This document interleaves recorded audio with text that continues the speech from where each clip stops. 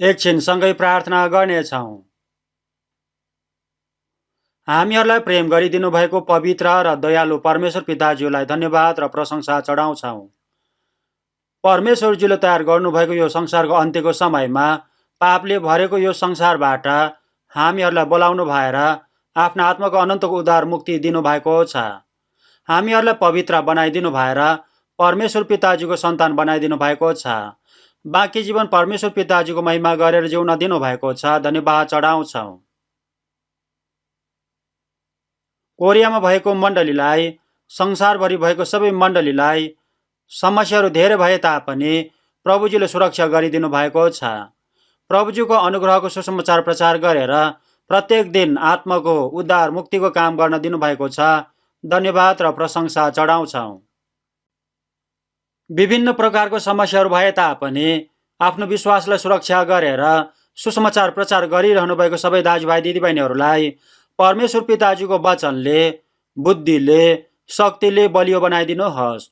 प्रभुजीको सुसमाचारलाई झन साहसी भएर प्रचार गर्न सक्न धेरै मानिसहरूले आफ्नो आत्माको अनन्तको उद्धार मुक्ति पाएर परमेश्वरज्यूलाई खुसी बनाउन, महिमा गर्न सक्न सहायता गरिदिनुहोस्। वचन प्रचार गर्नुहुने सबै प्रचारकज्यूहरूलाई वचनले पवित्र आत्माज्यूको शक्तिले भरिपूर्ण बनाइदिनु भएर काम गर्न सहायता गरिदिनुहोस्। बिरामीहरूलाई चाँडै निको बनाइदिनुहोस्। बाँकी जीवनले प्रभुजीलाई आदर गरेर सुसमाचार प्रचार गर्न सक्न, प्रभुजीले अति नै महत्त्वपूर्णसँग प्रयोग गर्न सक्ने मानिस हुन सक्न सहायता गरिदिनुहोस्। कोरोना महामारी भए तापनि यसपालि परमेश्वरज्यूको दयाले ग्रीष्म ऋतुको संयुक्त बाइबल गोष्ठी गर्न दिनुभएको छ। धन्यवाद र प्रशंसा चढाउँछौँ। अहिले 5औं चरणको सिद्धिएर 6औं चरणको बाइबल गोष्ठी हुँदैछन्। 7औं चरणसम्मको सबै गोष्ठीमा प्रभुज्यूले नै काम गरिदिनुहोस्। यसपालि पनि मानिसहरू धेरैजनाले आफ्नो आत्माको अनन्तको उद्धार मुक्ति पाएर परमेश्वरज्यूको महिमा गर्न सक्न सहायता गरिदिनुहोस्। प्रभुज्यूको काम गरिरहनु भएको सबै दाजुभाइ दिदीबहिनीहरूलाई वचनले, शक्तिले, अनुग्रहले झन बलियो बनाइदिनुहोस्। हामीहरूलाई समय र अवस्था अनुसार उपकार गरिदिनुहुने प्रभुज्यूले यो समयमा पनि हामीहरूलाई आवश्यक भएको वचनले भरिपूर्ण बनाइदिनुहोस्।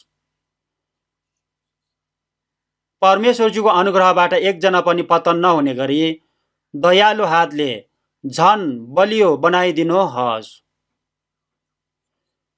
यो समय पवित्र आत्माज्यूले हामीहरूलाई डोराइदिनुहोस्। हाम्रो प्रभु येशू ख्रीष्टको नाममा प्रार्थना चढाउँछौँ। आमेन। सबैजनालाई धन्यवाद र स्वागत छ। परमेश्वरजीको वचन हिब्रूको पुस्तक 2 अध्यायको 1 देखि 4 पदसम्मको वचन सँगै पढ्नेछौँ। हिब्रूको पुस्तक 2 अध्यायको 1 पददेखि 4 पदसम्मको वचन सँगै पढ्नेछौँ।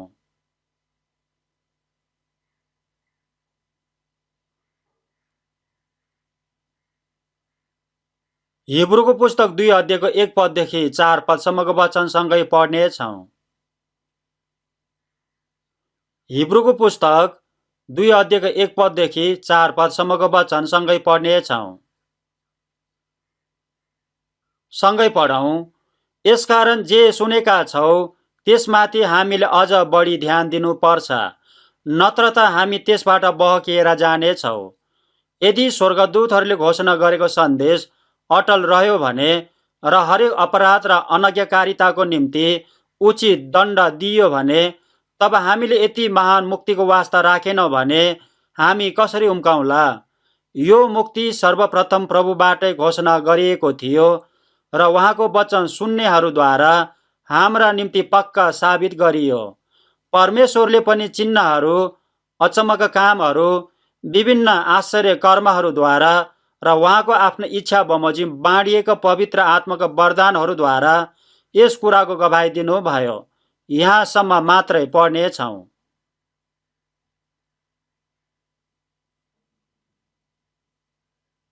कोरोना महामारीको कारण हामीहरूले 2.5 वर्षसम्म स्वतन्त्रसँग सङ्गति गर्न पाएको थिएन। संयुक्त बाइबल गोष्ठीमा पनि भेला हुन पाएको थिएन। अझै पनि यो महामारीको समस्या सबै समाधान भएको छैन।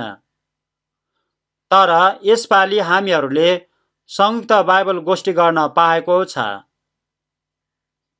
कुनै पनि ठुलो समस्याहरू भएको छैन। अहिले माध्यमिक तहको विद्यार्थीहरूको लागि गोष्ठी भइरहेको छ। यसपालि 7औं चरणसम्मको संयुक्त बाइबल गोष्ठी हुनेछन्। समस्याहरू भएको छैन। नयाँ मानिसहरू पनि धेरैजना आउनु भएको छ। वचन सुनेर धेरैजनाले आफ्नो आत्माको अनन्तको उद्धार मुक्ति पाउनु भएको छ भनेर विश्वास गरेको छु। परमेश्वरजीको महिमा भएको छ। परमेश्वरजी खुसी हुनुभएको छ भनेर विश्वास गरेको छु। संयुक्त बाइबल गोष्ठीको लागि दुःख परिश्रम गर्नुभएको सबै दाजुभाइ दिदीबहिनीहरूलाई धेरै धन्यवाद छ। 5औं चरणसम्मको कुराहरू अहिले तपाईहरूलाई बताउन चाहन्छु। पहिलो, दोस्रो, तेस्रो, चौथो, 5औं चरणसम्म संयुक्त बाइबल गोष्ठीमा आउनुभएको जम्मा सङ्ख्या 44,607 जना हुनुभएको छ। पहिलोचोटि आउनुभएको नयाँ मानिसहरू 6,588 जना हुनुभएको छ। बप्तिस्मा लिएको मानिसहरू 4,093 जना भएको छ।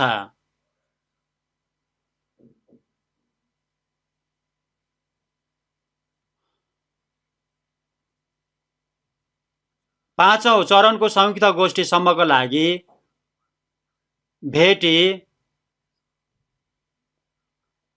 28,79,05,601 दिनुभएको छ।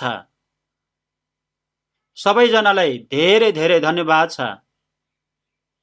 अबको बाँकी 6औं र 7औं चरणको संयुक्त गोष्ठी पनि परमेश्वरजीको उपकारले राम्रो हुन्छ भनेर विश्वास गरेको छु। यसकारण धन्यवादी भएको छु। अगाडि खडा भएर वचन प्रचार गर्नुभएको पास्टरज्यूहरू, परामर्श दिनेहरू, प्रचारकज्यूहरू र सँगै मिलेर प्रार्थना गर्नुभएको, परिश्रम गर्नुभएको दाजुभाइ दिदीबहिनीहरू सबैजनालाई धेरै धेरै धन्यवाद छ। जहाँ 2-3 जना मेरो नाउँमा भेला हुन्छ त्यहाँ म पनि सँगै हुन्छु भनेर यसु प्रभुज्यूले भन्नुभएको छ। एकजनाको प्रार्थना पनि सुन्नुहुन्छन्। एकजनासँग पनि परमेश्वरज्यू रहनुहुन्छन्। आफ्नो आत्माको अनन्तको उद्धार मुक्ति लिएको 2-3 जना मिलेर सँगै भेला भएर प्रार्थना गरेको ठाउँमा परमेश्वरज्यू पनि सँगै रहनुहुन्छ भन्नुभएको छन्। अगाडि आफ्ना आत्माको अनन्तको उद्धार मुक्ति पाएको सन्तहरूले मिलेर सँगै प्रार्थना गर्नुपर्छ।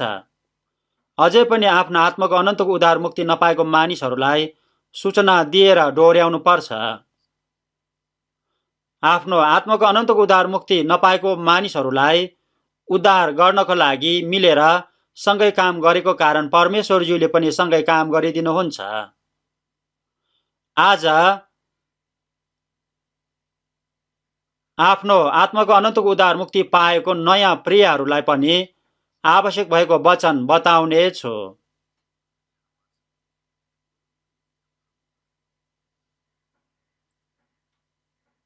हामीहरूले संयुक्त बाइबल गोष्ठीद्वारा, क्षेत्र बाइबल गोष्ठीद्वारा, परामर्शद्वारा, जुमद्वारा विभिन्न प्रकारले सुसमाचार प्रचार गर्दैछौँ। सुसमाचारको वचन सुनेर आफ्ना आत्माको अनन्तको उद्धार मुक्ति एकचोटिमा निश्चित भएको मानिसहरू पनि छन्। अनि कुनै मानिसहरूले चाहिँ धेरै पटक सुनेर आफ्नो आत्माको अनन्तको उद्धार मुक्ति निश्चित भएको मानिसहरू पनि छन्।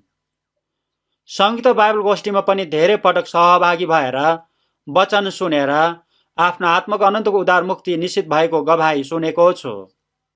वचन सुनेको मानिसहरू सबैजनाले आफ्नो आत्माको अनन्तको उद्धार मुक्ति लिएको भए अहिलेसम्म धेरै मानिसहरू हुने थियो।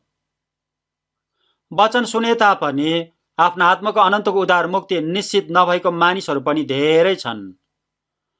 परमेश्वरज्यूदेखि अलग भएको मानिसहरू पनि छन्। कुनै मानिसहरू मण्डलीमा आए तापनि अझै पनि ठिक विश्वास नभएको मानिसहरू पनि छन्। परमेश्वरज्यूको सन्तान भएर योग्यको ठिक जीवन नजिउने मानिसहरू पनि छन्। सांसारिक मानिसहरू जस्तै भएर जिउने मानिसहरू पनि छन्। यस्तो चालचलन, यस्तो जीवन साँचो क्रिस्चियनको योग्य जीवन होइन। आफ्नो आत्माको अनन्तको उद्धार मुक्ति पाएको छु भने तापनि साँचो क्रिस्चियन जीवन जिउन, ठिक क्रिस्चियन जीवन जिउन नसकेको मानिसहरू धेरै छन्। आफ्नो आत्माको अनन्तको उद्धार मुक्ति पायो भनेर गवाई दियो भने सुनेको मानिसहरू खुसी हुन्छन्। आफ्नो आत्माको अनन्तको उद्धार मुक्ति पायो भनेर गवाई दिएको मानिसलाई हेरौँला भनेर तुच्छ ठान्नु हुँदैन। आफ्नो आत्माको अनन्तको उद्धार मुक्ति पायो भनेको मानिसहरूलाई अब हामीहरूले साँचो क्रिस्चियन जीवन जिउन सहायता गरिदिनु पर्छ। उहाँहरूलाई पनि ठिक क्रिस्चियन जीवन जिउनको लागि मण्डलीमा डोर्याउनु पर्छ। शनिबारको वचन सङ्गतिमा, बुधबारको वचन सङ्गतिमा, बाइबल गोष्ठीहरूमा, क्षेत्रीय सङ्गतिमा सहभागी भइरह्यो भने साँचो क्रिस्चियन जीवन बलियो हुन्छ। एक ठाउँमा भेला भएर सङ्गति गर्न नछोड भन्नुभएको छ। मानिसहरू यो संसारमा जन्मेको छ, आफू एक्लै आफै जन्मेको होइन, आफै बढेको होइन। बालककालमा परिवारहरूको प्रेम र हेरचाहबाट बढेको हुन्छ, सुरक्षा पाएको हुन्छ।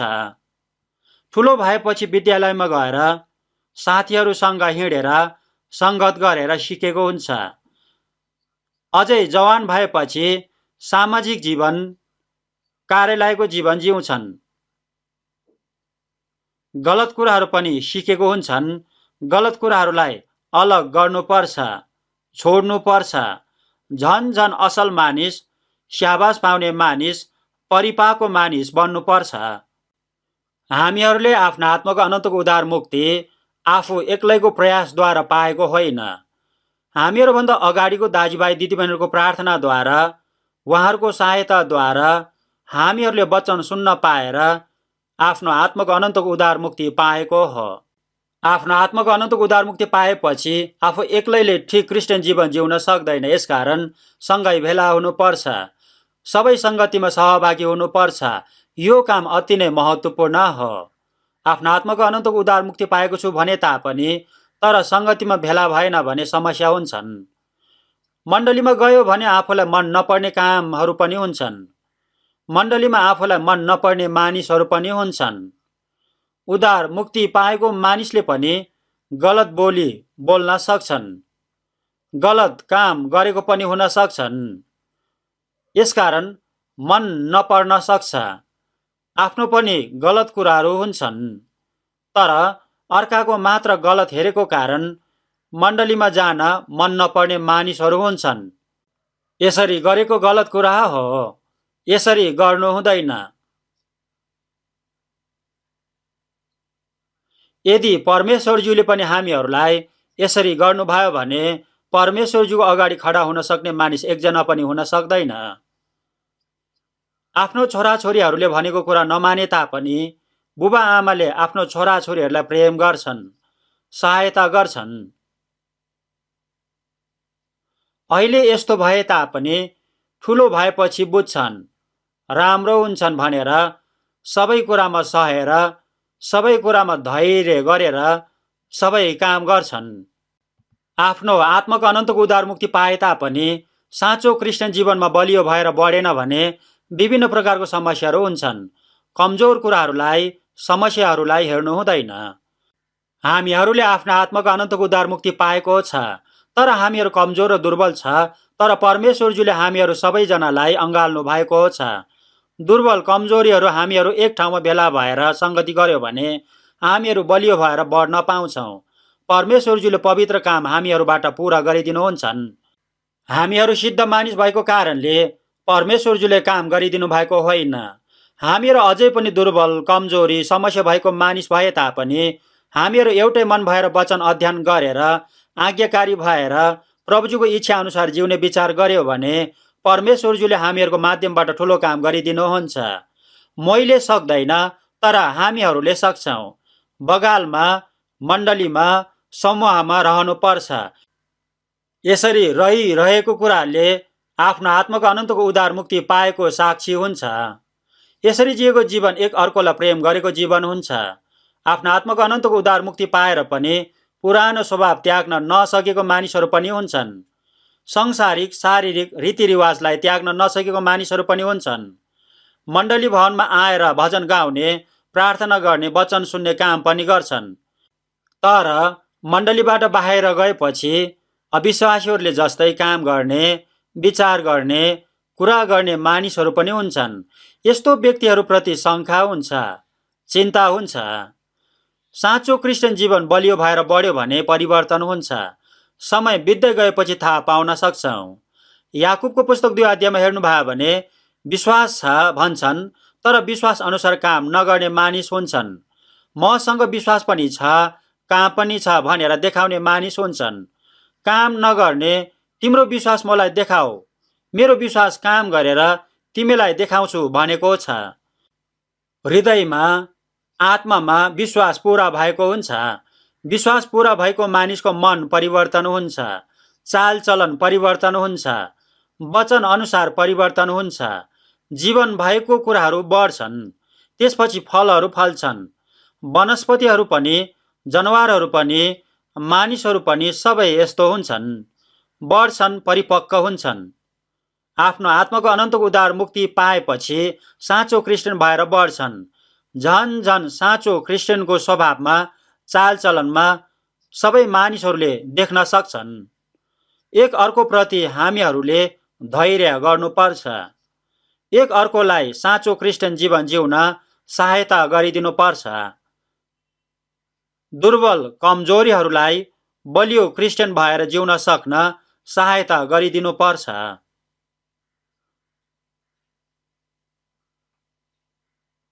यसपालि संयुक्त बाइबल गोष्ठीमा धेरैजनाले धेरै वचन सुन्नु भएको छ। संयुक्त बाइबल गोष्ठीमा 3 रात 4 दिन सँगै बसेर वचन सुन्नु भएको छ। वचन धेरै सुन्नु भएको छ। उहाँहरूले परामर्श पनि लिनु भएको छ। सँगै भेला भएर सँगै वचन अध्ययन गरेको छ। साँचो क्रिस्चियनहरूले गर्ने पनि ठुलो काम परमेश्वरजीको वचन अध्ययन गर्नुपर्छ। विश्वास सुनाइबाट आउँछ, जे सुनिन्छ त्यो ख्रीष्टको प्रचारबाट आउँछ भन्नुभएको छ। मानिसहरूले बनाएको काल्पनिक परमेश्वर होइन। बाइबलले भन्नुभएको एकमात्र जीवित सत्य परमेश्वरज्यूलाई चिन्नुपर्छ। यूहन्नाको सुसमाचार 1 अध्यायको 1 पदको वचनमा आदिमा वचन हुनुहुन्थ्यो अनि वचन नै परमेश्वर हुनुहुन्थ्यो भन्नुभएको छ। आदिमा परमेश्वरज्यू हुनुहुन्थ्यो भन्नुभएको छैन, आदिमा वचन हुनुहुन्थ्यो भन्नुभएको छ। परमेश्वरज्यू मानिससँग वचनद्वारा प्रकट हुनुभएको छ। हामीहरूले नदेखेको मानिसहरूसँग पनि बोल्न सक्छौँ। आजभोलि फोनबाट, मेसेजबाट बोल्न र सुन्न सक्छौँ। यस्तो माध्यमबाट पनि यो मानिसको मन, विचार, स्वभाव, इच्छा थाहा पाउँछौँ। प्रत्यक्ष गरी भेट्न नपाए तापनि विभिन्न माध्यमबाट यो मानिस कस्तो मानिस हो भनेर बुझ्न सक्छौँ। उसले म प्रति गरेको विचार बुझ्न सक्छौँ। उसँग घनिष्ठ सङ्गति गर्न सक्छौँ। त्यो मानिसलाई प्रत्यक्ष गरी पछि भेट्यो भने पुरानो साथी जस्तै घनिष्ठ महसुस गर्न सक्छौँ। किनभने पहिलादेखि नै खबर आदान प्रदान गरेको कारणले यस्तो मन हुन्छ। मानिसहरू बोलचाल गरेन भने, खबर आदान प्रदान गरेन भने उसको विचार कस्तो छ, उसले म प्रति कस्तो विचार गरेको छ, यस्तो कुराहरू बुझ्दैन। यसकारण घनिष्ठ हुनलाई बोलचाल गर्नुपर्छ। परमेश्वरज्यूले मानिसलाई आफ्नो वचन भन्नुभएको छ। हामीहरूले परमेश्वरज्यूको वचन सुन्नुपर्छ। मानिसले परमेश्वरजीको वचन सुन्यो भने परमेश्वरज्यू खुसी हुन्छन्। वचनद्वारा परमेश्वरज्यूलाई चिन्छौँ। परमेश्वरज्यूले हामीहरूलाई गर्नुभएको प्रेम बुझ्छौँ। परमेश्वरज्यूको महान उपकार, महान अनुग्रह बुझ्छौँ। वचनद्वारा परमेश्वरज्यूलाई भेट्छौँ। वचन बुझेको छु भनेको कुरा परमेश्वरज्यूलाई चिनेको छु भनेको कुरा हो। वचन नबुझेको मानिसहरूले परमेश्वरज्यूलाई चिनेको छैन। यसकारण हामीहरू शनिबार, बुधबार हरेक समय भेला भएर संगति गर्नुपर्छ। वचन बुझ्नलाई अध्ययन गर्नुपर्छ। परमेश्वरज्यूको वचन, बाइबलको वचन ठिकसँग अध्ययन गर्यो भने आफ्नो आत्माको अनन्तको उद्धार मुक्ति पाउँछ, परमेश्वरज्यूलाई भेट्छन्। यिर्मयाहको पुस्तक 29 अध्यायको 13 पदको वचनमा तिमीहरूले आफ्ना सारा हृदयले मलाई खोज्यो भने भेट्नेछौ भन्नुभएको छ। आफ्नो सारा हृदयले परमेश्वरज्यूलाई खोज्नुपर्छ। जङ्गलमा गएर खोजा भन्नुभएको छैन। कुनै विशेष ठाउँमा परमेश्वरज्यूलाई भेटा भन्नुभएको छैन। वचनद्वारा परमेश्वरज्यूलाई भेट्न सक्छौँ। आफ्नो आत्माको अनन्तको उद्धार मुक्ति पाएको सन्तहरूको बीचमा परमेश्वरज्यूको वचन सधैँ हुन्छन्। पवित्र आत्माज्यूले आफ्नो आत्माको अनन्तको उद्धार मुक्ति पाएको सन्तहरूद्वारा वचन सिकाइदिनुहुन्छ, सिक्न दिनुहुन्छ, बुझ्न दिनुहुन्छ। जसले अगमवक्ताले भनेको वचन सुन्छन्, बुझ्छन् र पालना गर्छन्, त्यो मानिस धन्य हो भन्नुभएको छ। परमेश्वरज्यूको वचन पढ्नुपर्छ, बुझ्नुपर्छ, तर एक्लैले ठिकसँग राम्रोसँग बुझ्दैन। यसकारण पहिला बुझेको मानिसले भनेको कुरा सुन्नुपर्छ। सुनेको वचन हृदयले, चालचलनले पालना गर्नुपर्छ। यसरी गर्यो भने परमेश्वरज्यूले प्रतिज्ञा गरिदिनु भएको आशिषहरू पाउँछन्। यस कारणले आफ्नो आत्माको अनन्तको उद्धार मुक्ति पाएको मानिसहरूले एक ठाउँमा सँगै भेला भएर वचन सुन्नुपर्छ, सँगै अध्ययन गर्नुपर्छ। वचन सुने तापनि कुनै मानिसको चाहिँ यताको कानले सुनेर उतापट्टिको कानबाट निस्केर जान्छन् भनेको थियो। त्यस्तो गर्नु हुँदैन। वचन सुन्नुपर्छ, हृदयभित्र राखेर गहिरेर विचार गर्नुपर्छ, ठिकसँग बुझ्नुपर्छ। तपाईँको विरुद्धमा पाप नगरौँ भनेर तपाईँको वचन मेरो हृदयमा राखेको छु भनेर भजन सङ्ग्रहको पुस्तक 119 अध्यायको 11 पदको वचनमा भन्नुभएको छ। आफ्नो आत्माको अनन्तको उद्धार मुक्ति पाएपछि पाप नगर्न हामीहरूले प्रभुजीको वचन हृदयमा राख्नुपर्छ। झोलाभित्र होइन, टेबल माथि होइन, हृदयभित्र राख्नुपर्छ। सधैँ वचन पढ्नुपर्छ, सुन्नुपर्छ, सिक्नुपर्छ, कण्ठ गर्नुपर्छ, मनन गर्नुपर्छ, विचार गर्नुपर्छ, पालना गर्नुपर्छ। वचन कण्ठ गर्नुपर्छ। वचन धेरै कण्ठ गर्यो भने हृदयमा वचन हुन्छ। त्यसकारण वचनले हृदयलाई शासन गर्छन्। पवित्र आत्माज्यूले वचनद्वारा हाम्रो हृदयलाई परिवर्तन गरिदिनुहुन्छ।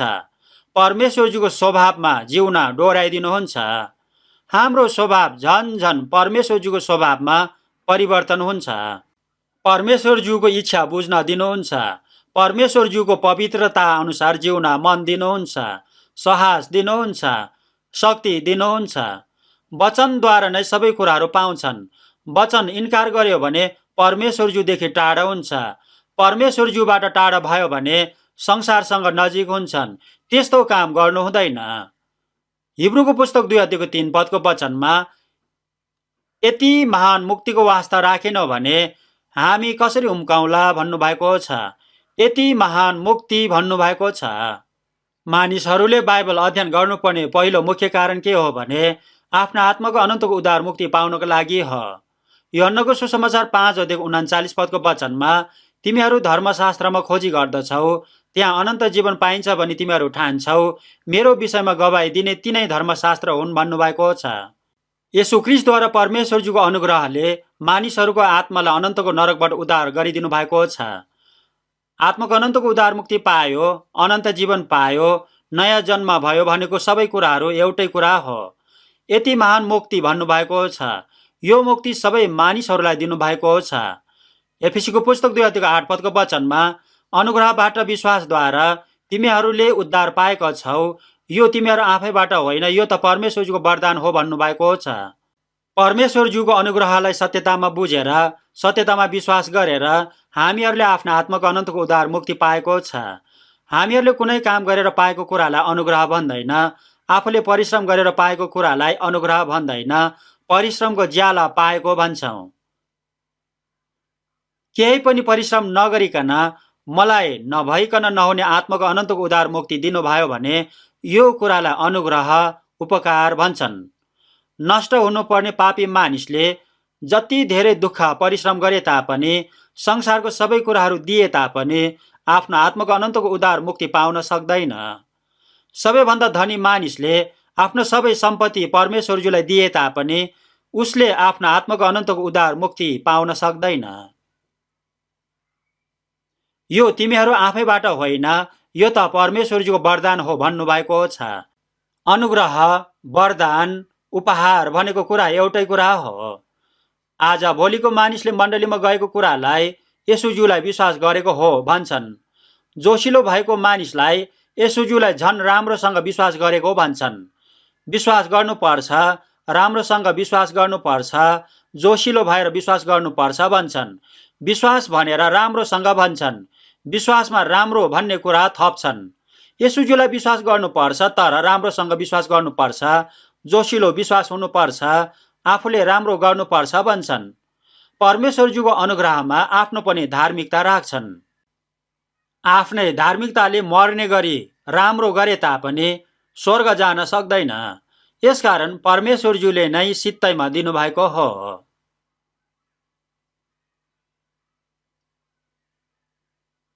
परमेश्वरज्यूको अनुग्रह मूल्यहीन भएर होइन, मानिसहरूबाट हुनै नसक्ने भएको कारणले परमेश्वरज्यूले सित्तैमा दिनुभएको हो।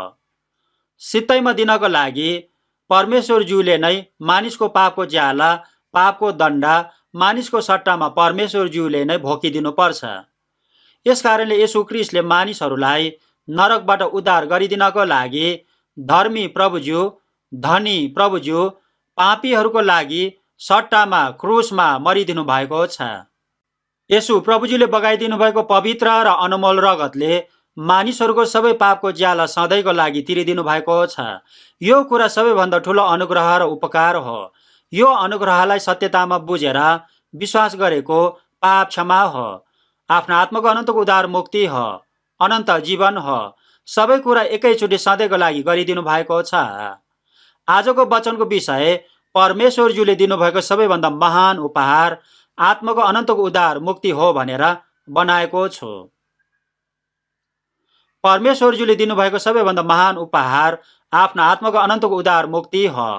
आजभोलि कोरोना महामारीको कारण व्यापार भएको छैन, समस्या भएको छ।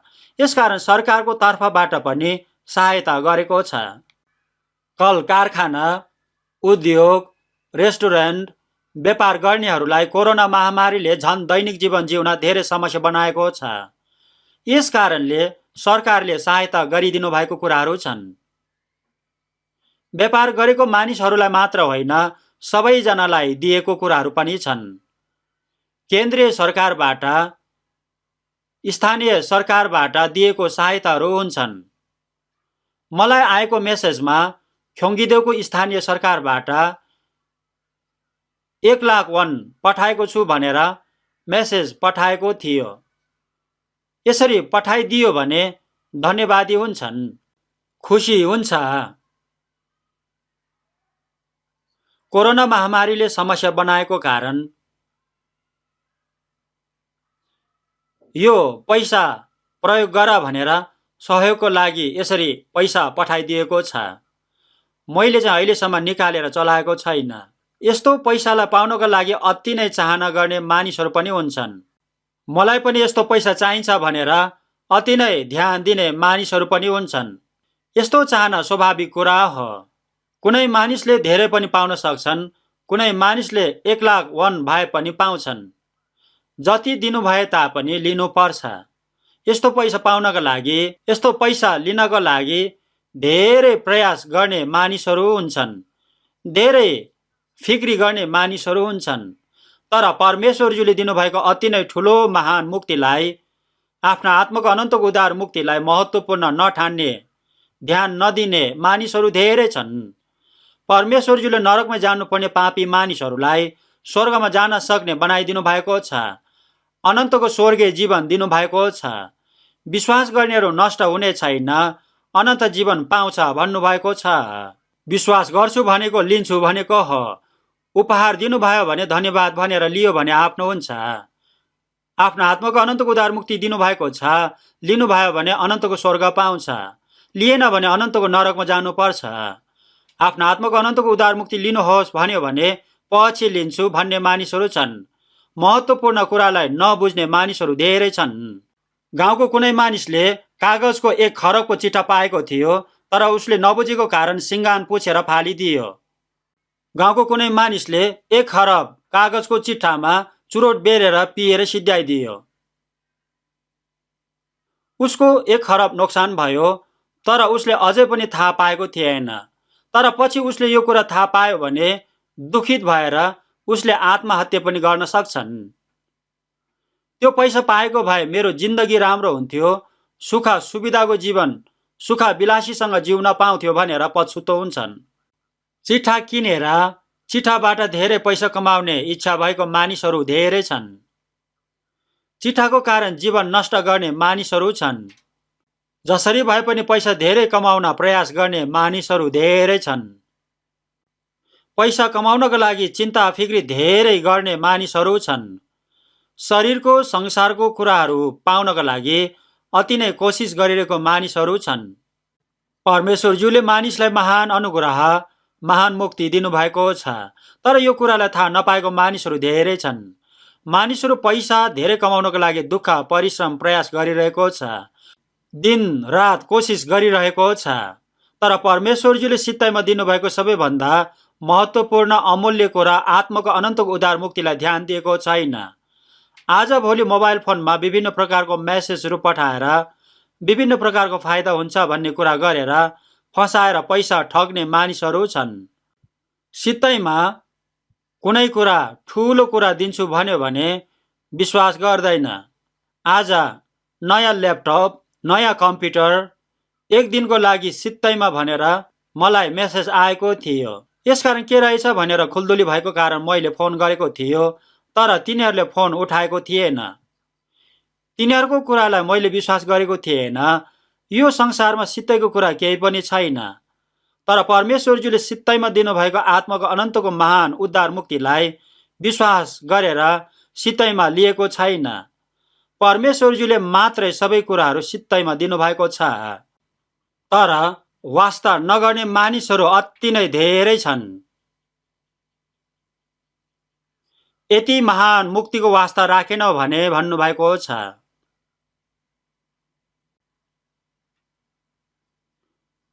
हिब्रूको पुस्तक 2 अध्यायको 1 पदको वचनमा यसकारण जे सुनेका छौ त्यसमाथि हामीले अझ बढी ध्यान दिनुपर्छ, नत्र त हामी त्यसबाट बहकिएर जानेछौ भन्नुभएको छ।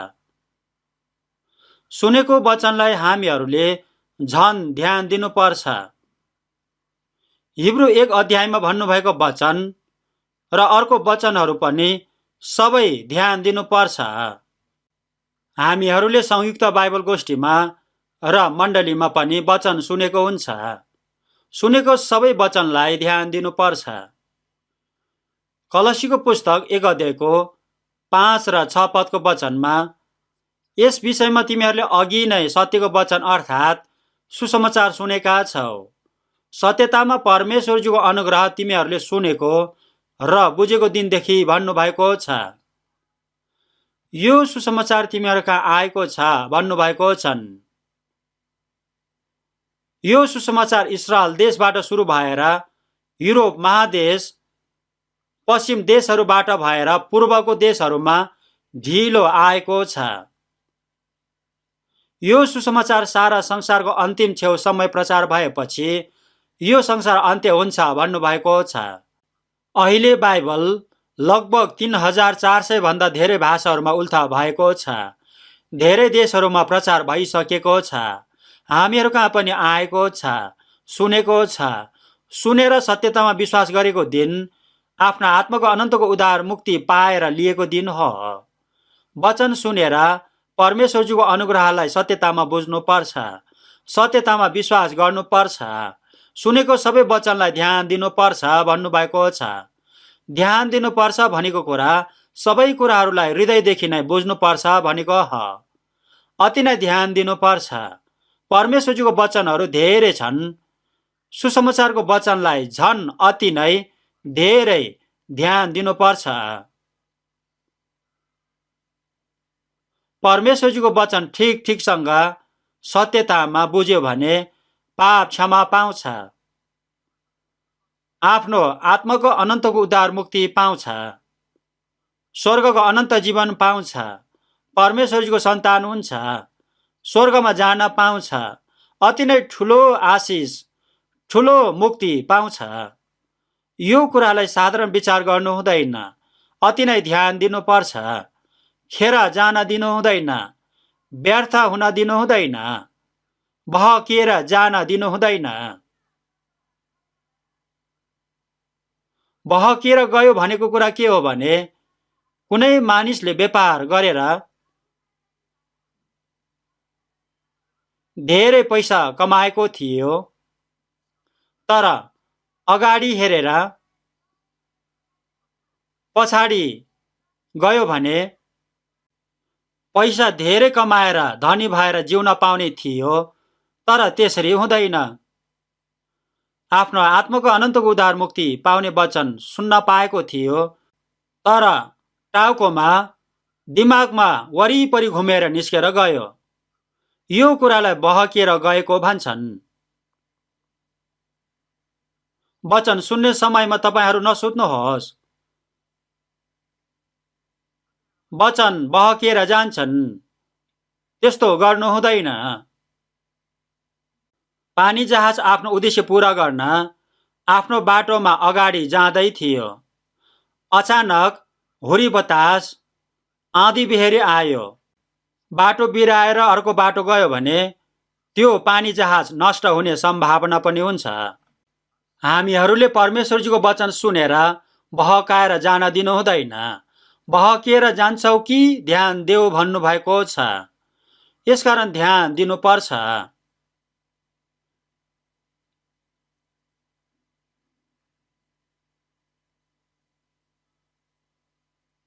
एक यूहन्नको पुस्तक 2:24 वचन सँगै पढ्नेछौँ। एक यूहन्नको पुस्तक 2:24 वचन सँगै पढ्नेछौँ। एक यूहन्नको पुस्तक 2:24 वचन सँगै पढ्नेछौँ। एक यूहन्ना 2:24 सँगै पढ्नेछौँ। सँगै पढौँ। जुन कुरा तिमीहरूले सुरुदेखि नै सुनेका छौ त्यो तिमीहरूमा रहिरहोस्। यदि सुरुदेखि नै सुनेको त्यो कुरा तिमीहरूमा रह्यो भने तिमीहरू पुत्र र पितामा रहनेछौ। सुरुदेखि नै सुनेको वचन रहिरहोस् भन्नुभएको छ। सुरुदेखि सुनेको वचन के हो भने परमेश्वरजीको अनुग्रहको सुसमाचार हो। सुरुदेखि सुनेको परमेश्वरजीको अनुग्रहको सुसमाचारको वचन हाम्रो हृदयमा राख्नुपर्छ। बहकिएर जान दिनु हुँदैन। वचन हृदयमा राखेर वचन अनुसार जिउनु पर्छ। आज्ञाकारी भएर जिउनु पर्छ। सत्यतामा विश्वास गरेर विश्वास निश्चित भयो भने बलियो हुन्छ। पानी जहाजलाई आँधी बेहरी हुरी बतासले बहकाएर लान नसक्ने गरी लङ्गरहरूलाई पानीभित्र गाड्नु पर्छ। लङ्गर भनेको आधो गोलो र बीचमा चुच्चो बाण आकारको हुन्छ। त्यो पानीभित्र गाड्यो भने जहाज बहकेर जाँदैन। परमेश्वरजीको प्रतिज्ञा हाम्रो आत्मालाई सुरक्षा गर्ने दृढ लङ्गर हो भन्नुभएको छ। हाम्रो आत्माको लङ्गर परमेश्वरजीको वचन हो। हामीहरूले परमेश्वरजीको वचनमा स्थिर गर्नुपर्छ। बहकाएर जान दिनु हुँदैन। सुरुदेखि सुनेको वचन तिमीहरू भित्र रहिरहोस् भन्नुभएको छ। सुरुदेखि सुनेको वचन सुसमाचारको वचन हो। सुसमाचारको वचनलाई घरिघरि सुन्नुपर्छ।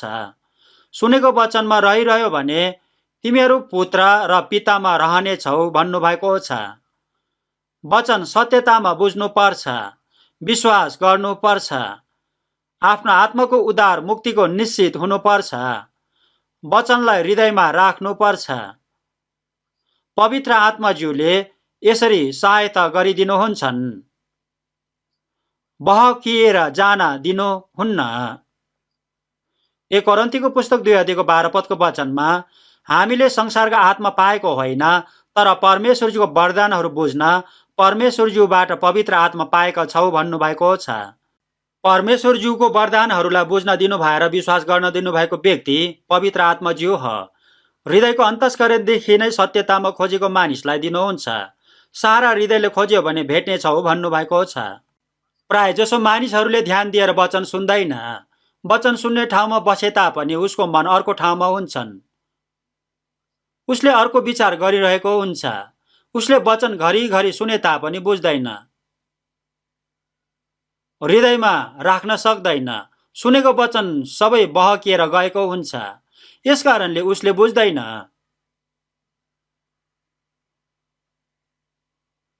हामीहरूले परमेश्वरजीको वचनलाई इन्कार गर्नु हुँदैन। परमेश्वरजीको वचनलाई ध्यान दिनुपर्छ। सुनेको वचनलाई बहकेर जान दियो भने मानिस नष्ट हुन्छ। यसकारण वचन ध्यान दिएर सुन्नुपर्छ। हृदयमा बलियोसँग राख्नुपर्छ। बहकेर जान दिनु हुँदैन। वचनलाई आफ्नो हृदयमा बहकेर नजाने गरी राख्नुपर्छ। वचन सत्यतामा ठिकसँग बुझ्नुपर्छ। ध्यान दिएर वचन घरिघरि सुन्नुभयो भने झन बुझ्छन्। निश्चित हुन्छ। वचन सुने तापनि भुल्छ। यसकारण झन ध्यान दिनुपर्छ। परमेश्वरज्यूले सहायता गरिदिनुहुन्छन्। आफ्नो आत्माको अनन्तको उद्धार मुक्ति निश्चित नगरिकन मर्यो भने अनन्तको नरकमा जानुपर्छ।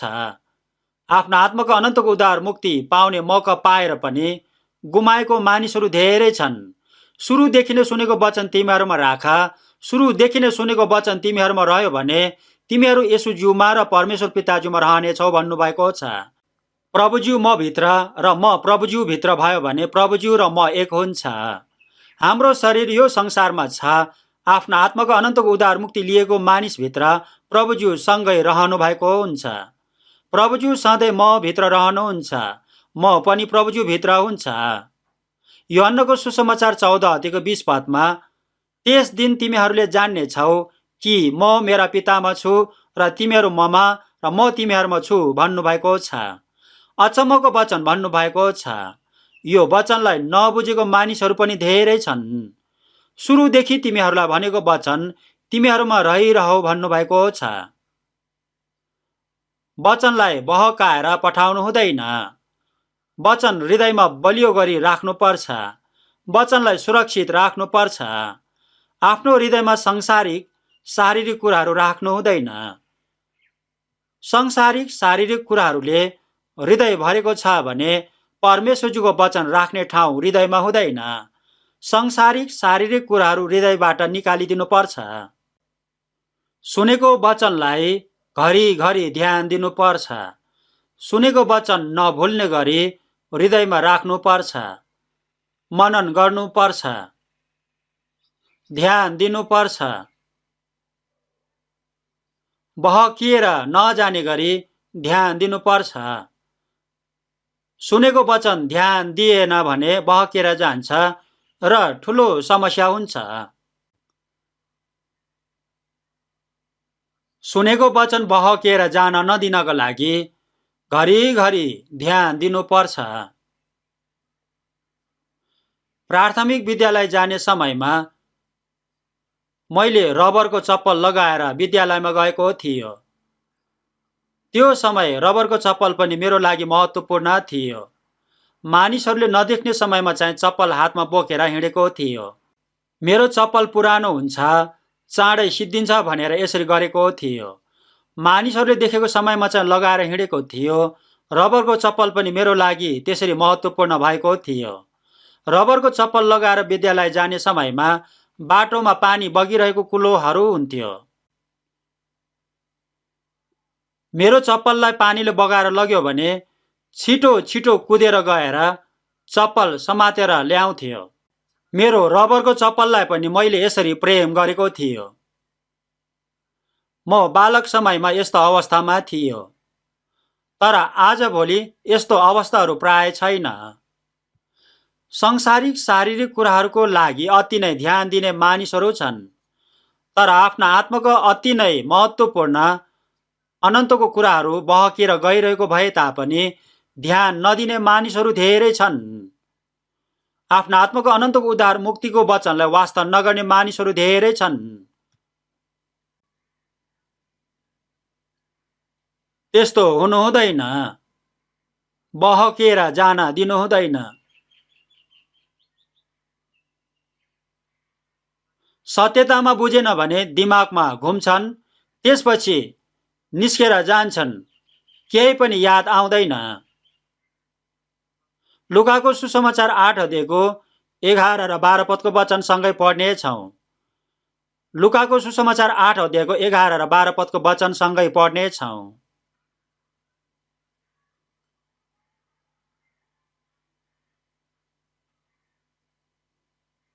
लुकाको सुसमाचार 8 अध्यायको 11 र 12 पदको वचन सँगै पढ्नेछौँ।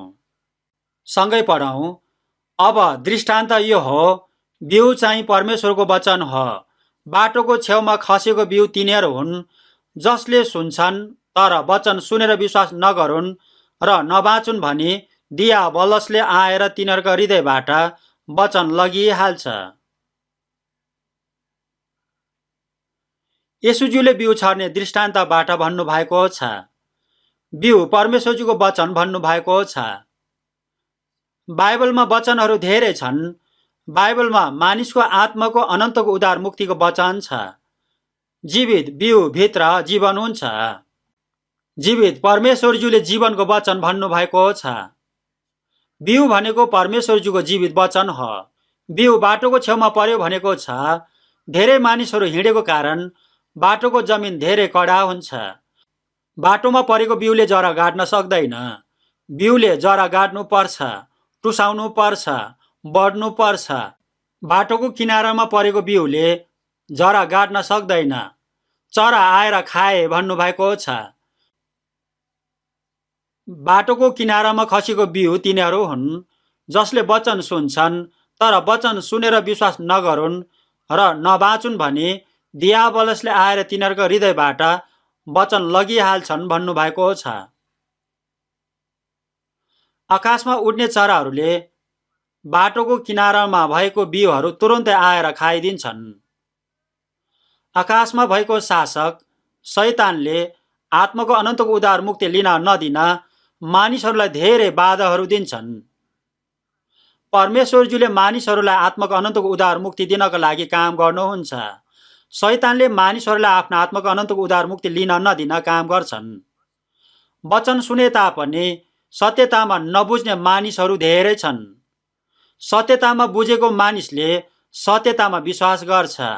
उसको हृदयमा वचन पूरा भएको हुन्छ। सत्यतामा नबुझेको मानिसको दिमागमा वचन अलिकति मात्र हुन्छ। उसले आफ्नो आत्माको अनन्तको उद्धार मुक्ति लिन्छ भनेर शैतानले तुरुन्तै आएर खोसेर लान्छन्। आफ्नो आत्माको अनन्तको उद्धार मुक्ति पाउने वचन शैतानले खोसेर लगे तापनि ध्यान नदिने मानिसहरू धेरै छन्। यो कुरालाई नबुझ्ने मानिसहरू धेरै छन्। आफ्नो आत्माको अनन्तको उद्धार मुक्ति लिन नसक्ने गरी शैतानले हृदयबाट वचन खोसेर लान्छन्। शैतानले वचन खोसेको मानिसहरू धेरै छन्। जति धेरै सुने तापनि शैतानले बुझ्न दिँदैन। यसकारण यो कुरालाई बुझेर प्रभुज्यूलाई हृदयदेखि नै पुकारा गर्यो भने प्रभुजीले बुझ्ने गरी सहायता गरिदिनुहुन्छन्। आफ्नो आत्माको अनन्तको उद्धार मुक्ति निश्चित गर्न दिनुहुन्छन्। प्रभुजीले सबै मानिसहरूले आफ्नो आत्माको अनन्तको उद्धार मुक्ति लिएको चाहनुहुन्छन्। लुकाको सुसमाचार 8 अध्यायको 13 पदको वचनमा ढुङ्गेनी जमिनमा पर्ने चाहिँ तिनीहरू हुन्, जसले वचन सुनेर खुसी साथ ग्रहण गर्छन्, तर तिनको जरा हुँदैन र केही समयको लागि तिनीहरूले विश्वास गर्छन्, तर परीक्षाको बेलामा तिनीहरूको पतन हुन्छ भन्नुभएको छन्। ढुङ्गेनी जमिन भनेको माथि माटो अलिकति हुन्छ, तर भित्र सबै ढुङ्गा चट्टान हुन्छ। ढुङ्गेनी जमिनमा छरेको बिउ टुसाए तापनि जरा भित्र जान सक्दैन, कमजोर हुन्छ। उनीहरूले वचन सुनेर खुसी साथ ग्रहण गर्छन्, केही समयको लागि विश्वास गर्छन्, तर परीक्षाको समयमा तिनीहरू पतन हुन्छ। वचन सुनेर विश्वास गरे तापनि केही समयपछि सबै भुल्ने मानिसहरू हुन्छन्। पतन भएको मानिसहरू धेरै छन्। केही दिन मण्डलीमा आउँछन्, वचन सुन्छन्, उद्धार मुक्ति पाएको मानिस जस्तै हुन्छ, त्यसपछि पतन हुन्छ, हराएर जान्छन्। एकछिन उद्धार मुक्ति पाएको मानिस जस्तो हुन्छ। आफ्नो आत्माको अनन्तको उद्धार मुक्ति पाएपछि संसारिक साथीभाइहरूबाट अलग हुनुपर्छ। विगत समयमा जस्तै आफ्नो मन परी जिउन पाउँदैन। परमेश्वरजीको वचन पालना गर्नुपर्छ। येशूजीलाई विश्वास गरेको कारण सतावट आउँछ, परीक्षा हुन्छ। यसकारण वचन इन्कार गर्छन्। संसारमा फेरि फर्केर गएको मानिसहरू छन्। पतन भएको मानिसहरू धेरै छन्। लुका 8:14 वचन सँगै पढ्नेछौँ। सँगै पढौँ। काँडाहरूका बीचमा पर्नेहरू चाहिँ तिनीहरू हुन् जसले सुन्छन्, तर पछि यस जीवनका चिन्ता फिक्री, धन सम्पत्ति, सुख चैनमा परेर बढ्न पाउँदैनन् र तिनका फल पाक्न पाउँदैनन्। बिउ काँडाहरूका बीचमा परेको कुरा भन्नुभएको छ। काँडाहरूका बीचमा परेको बिउ जरा अलिकति गाडे तापनि काँडाहरूको कारण बढेर फल फलाउन सक्दैन।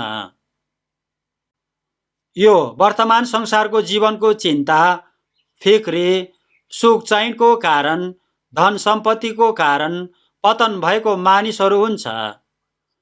संसारमा चिन्ता, फिक्री, दुःख, कष्ट, सतावट धेरै हुन्छन्। आफ्नो आत्माको अनन्तको उद्धार मुक्ति पाएपछि सबै चिन्ता, फिक्री, आफ्नो सम्पूर्ण जीवन परमेश्वरज्यूलाई समर्पण गर्नुपर्छ।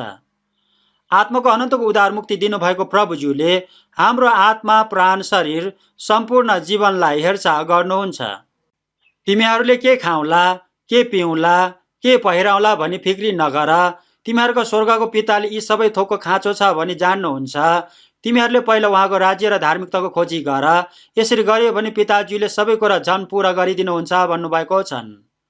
यसरी विश्वास गरेको मानिसहरूलाई कुनै पनि कुराको चिन्ता, फिक्री हुँदैन। गरिबीमा पनि, प्रशस्ततामा पनि प्रभुज्यूसँग खुसी हुन्छ। गरिब भएको कारण क्रिस्चियन जीवन नजिउने मानिसहरू छन्। प्रशस्त भएको कारण क्रिस्चियन जीवन नजिउने मानिसहरू पनि छन्। परमेश्वरज्यूसँग भन्दा पैसामा भरोसा गर्ने मानिसहरू हुन्छन्। आत्मिक कुराको खुसी आनन्द भन्दा शरीरको सांसारिक खुसी आनन्द खोज्ने मानिसहरू हुन्छन्। हितोपदेशको पुस्तकमा परमेश्वरज्यूले मलाई धनी नबनाइदिनुहोस् अनि गरिब पनि नबनाइदिनुहोस्, मलाई दिन आवश्यकता भएको कुराहरू मात्र दिनुहोस् भनेर प्रार्थना गर्नुभएको छ। मानिससँग जीवनको चिन्ता फिक्री हुन्छ। धन सम्पत्तिको लोभ, लालच हुन्छ। लोभले पाप जन्माउँछ, पाप पुरै बढेपछि मृत्यु ल्याउँछ भन्नुभएको छ। रुपियाँ पैसाको प्रेम सबै किसिमका खराबीको जड हो भनेर 1 तिमोथीको पुस्तक 6:10 भन्नुभएको छ। परिश्रम गरेर पैसा कमाएर खेरा नजाने गरी महत्त्वपूर्णसँग सुसमाचार प्रचार गर्न प्रयोग गर्नुपर्छ। रुपियाँ पैसालाई प्रेम गरेर मण्डलीबाट अलग हुनु हुँदैन। हृदयमा रुपियाँ पैसा राख्नु हुँदैन। रुपियाँ पैसामा मन हुनु हुँदैन। रुपियाँ पैसा नै सबै कुरा हो भनेर विचार गर्ने मानिसहरू धेरै छन्। यहुदा इस्करियोतले येशू प्रभुज्यूलाई 3.5 वर्ष पछ्याएको थियो। येशू प्रभुज्यूले भन्नुभएको वचन सुनेको थियो, अचम्मका कामहरू देखेको थियो, प्रभुज्यूले बनाएर दिनुभएको रोटी खाएको थियो, तर उसले येशू प्रभुज्यूलाई चाँदीको 30 टुक्रामा बेचेर ऊ धोकेबाज भएको थियो। अति नै निर्बुद्धि, मूर्ख मानिसहरू पनि धेरै छन्। सांसारिक, शारीरिक मानिसहरू धेरै छन्। मण्डलीमा धेरै वर्षसम्म आए तापनि पतन भएको मानिसहरू छन्। जीवनको चिन्ता, फिक्री, धन सम्पत्तिको लोभ, लालच, सुख विलासीले पतन भएको मानिसहरू धेरै छन्। सांसारिक, शारीरिक सुख चैन खोज्ने मानिसहरू धेरै छन्। पापमा जिउने मानिसहरू धेरै छन्। पाकेको फल दिन नसक्ने मानिसहरू छन्। मत्तीको सुसमाचार 13 अध्यायमा पनि यो वचन भन्नुभएको छ।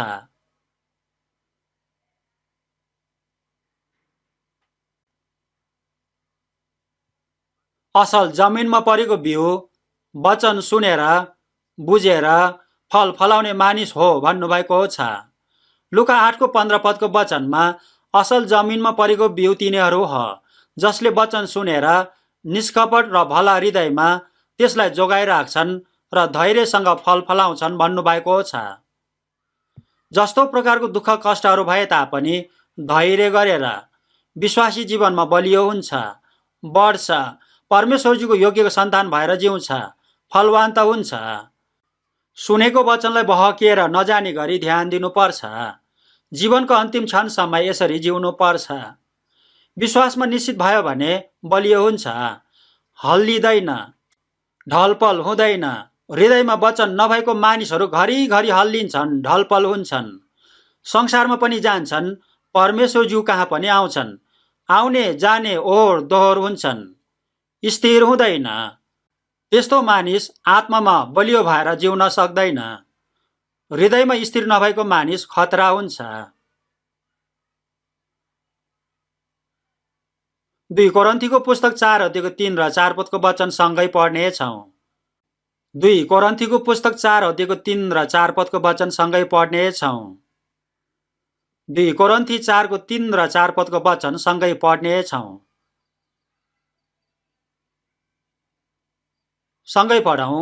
हाम्रो सुसमाचार घुम्टोले ढाकिएको भए तापनि यो नष्ट हुनेहरूका निम्ति मात्र घुम्टोले ढाकिएको छ। तिनीहरूका विषयमा भनौँ भने ख्रीष्ट जो परमेश्वरको रूप हुनुहुन्छ, उहाँको महिमाको सुसमाचार तिनीहरूले नदेखुन् भनेर यस संसारको देवले अविश्वासीहरूको समझलाई अन्धो तुलाइदिएको छ।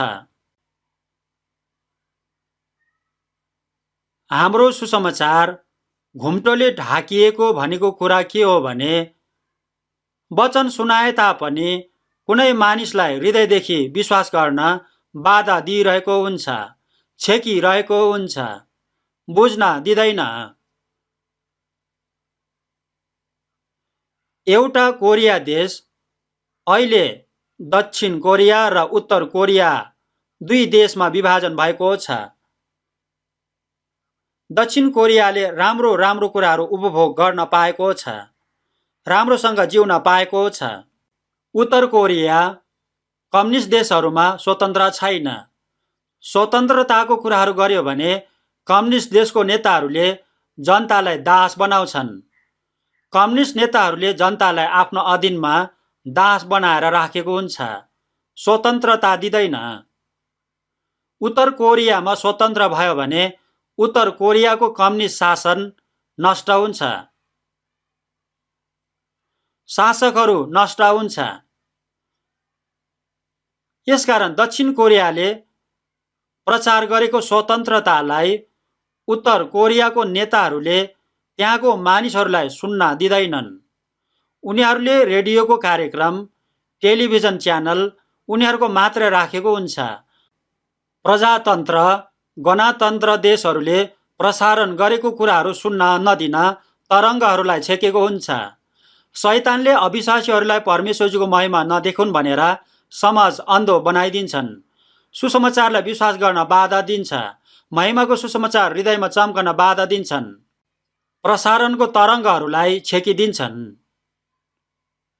यसु प्रभुजीले योहन्नाको सुसमाचार 8 अध्यायको 12 पदको वचनमा म संसारको ज्योति हुँ, मलाई पछ्याउने अन्धकारमा हिँडडुल गर्ने छैन, तर त्यसले जीवनको ज्योति पाउनेछ भन्नुभएको छन्। यसु प्रभुजी जीवनको ज्योति हो। यसु प्रभुजी कहाँ आएको मानिस अन्धकारमा हिँड्दैन, जीवनको ज्योतिमा हिँड्छन्। परमेश्वरजीको ज्योति मेरो हृदयमा चम्क्यो भने मेरो हृदय परमेश्वरजीको अधीनमा हुन्छन्। परमेश्वरजीको ज्योतिले हृदय उज्यालो हुन्छ। शैतानले परमेश्वरजीको महिमाको ज्योति हृदयमा चम्किन नदिन बाधा दिन्छ, छेक्छन्। संसारको देव शैतानले बाधा दिन्छ। शैतान चुप लागेर बस्दैन, हरेक समय बाधा दिन्छन्।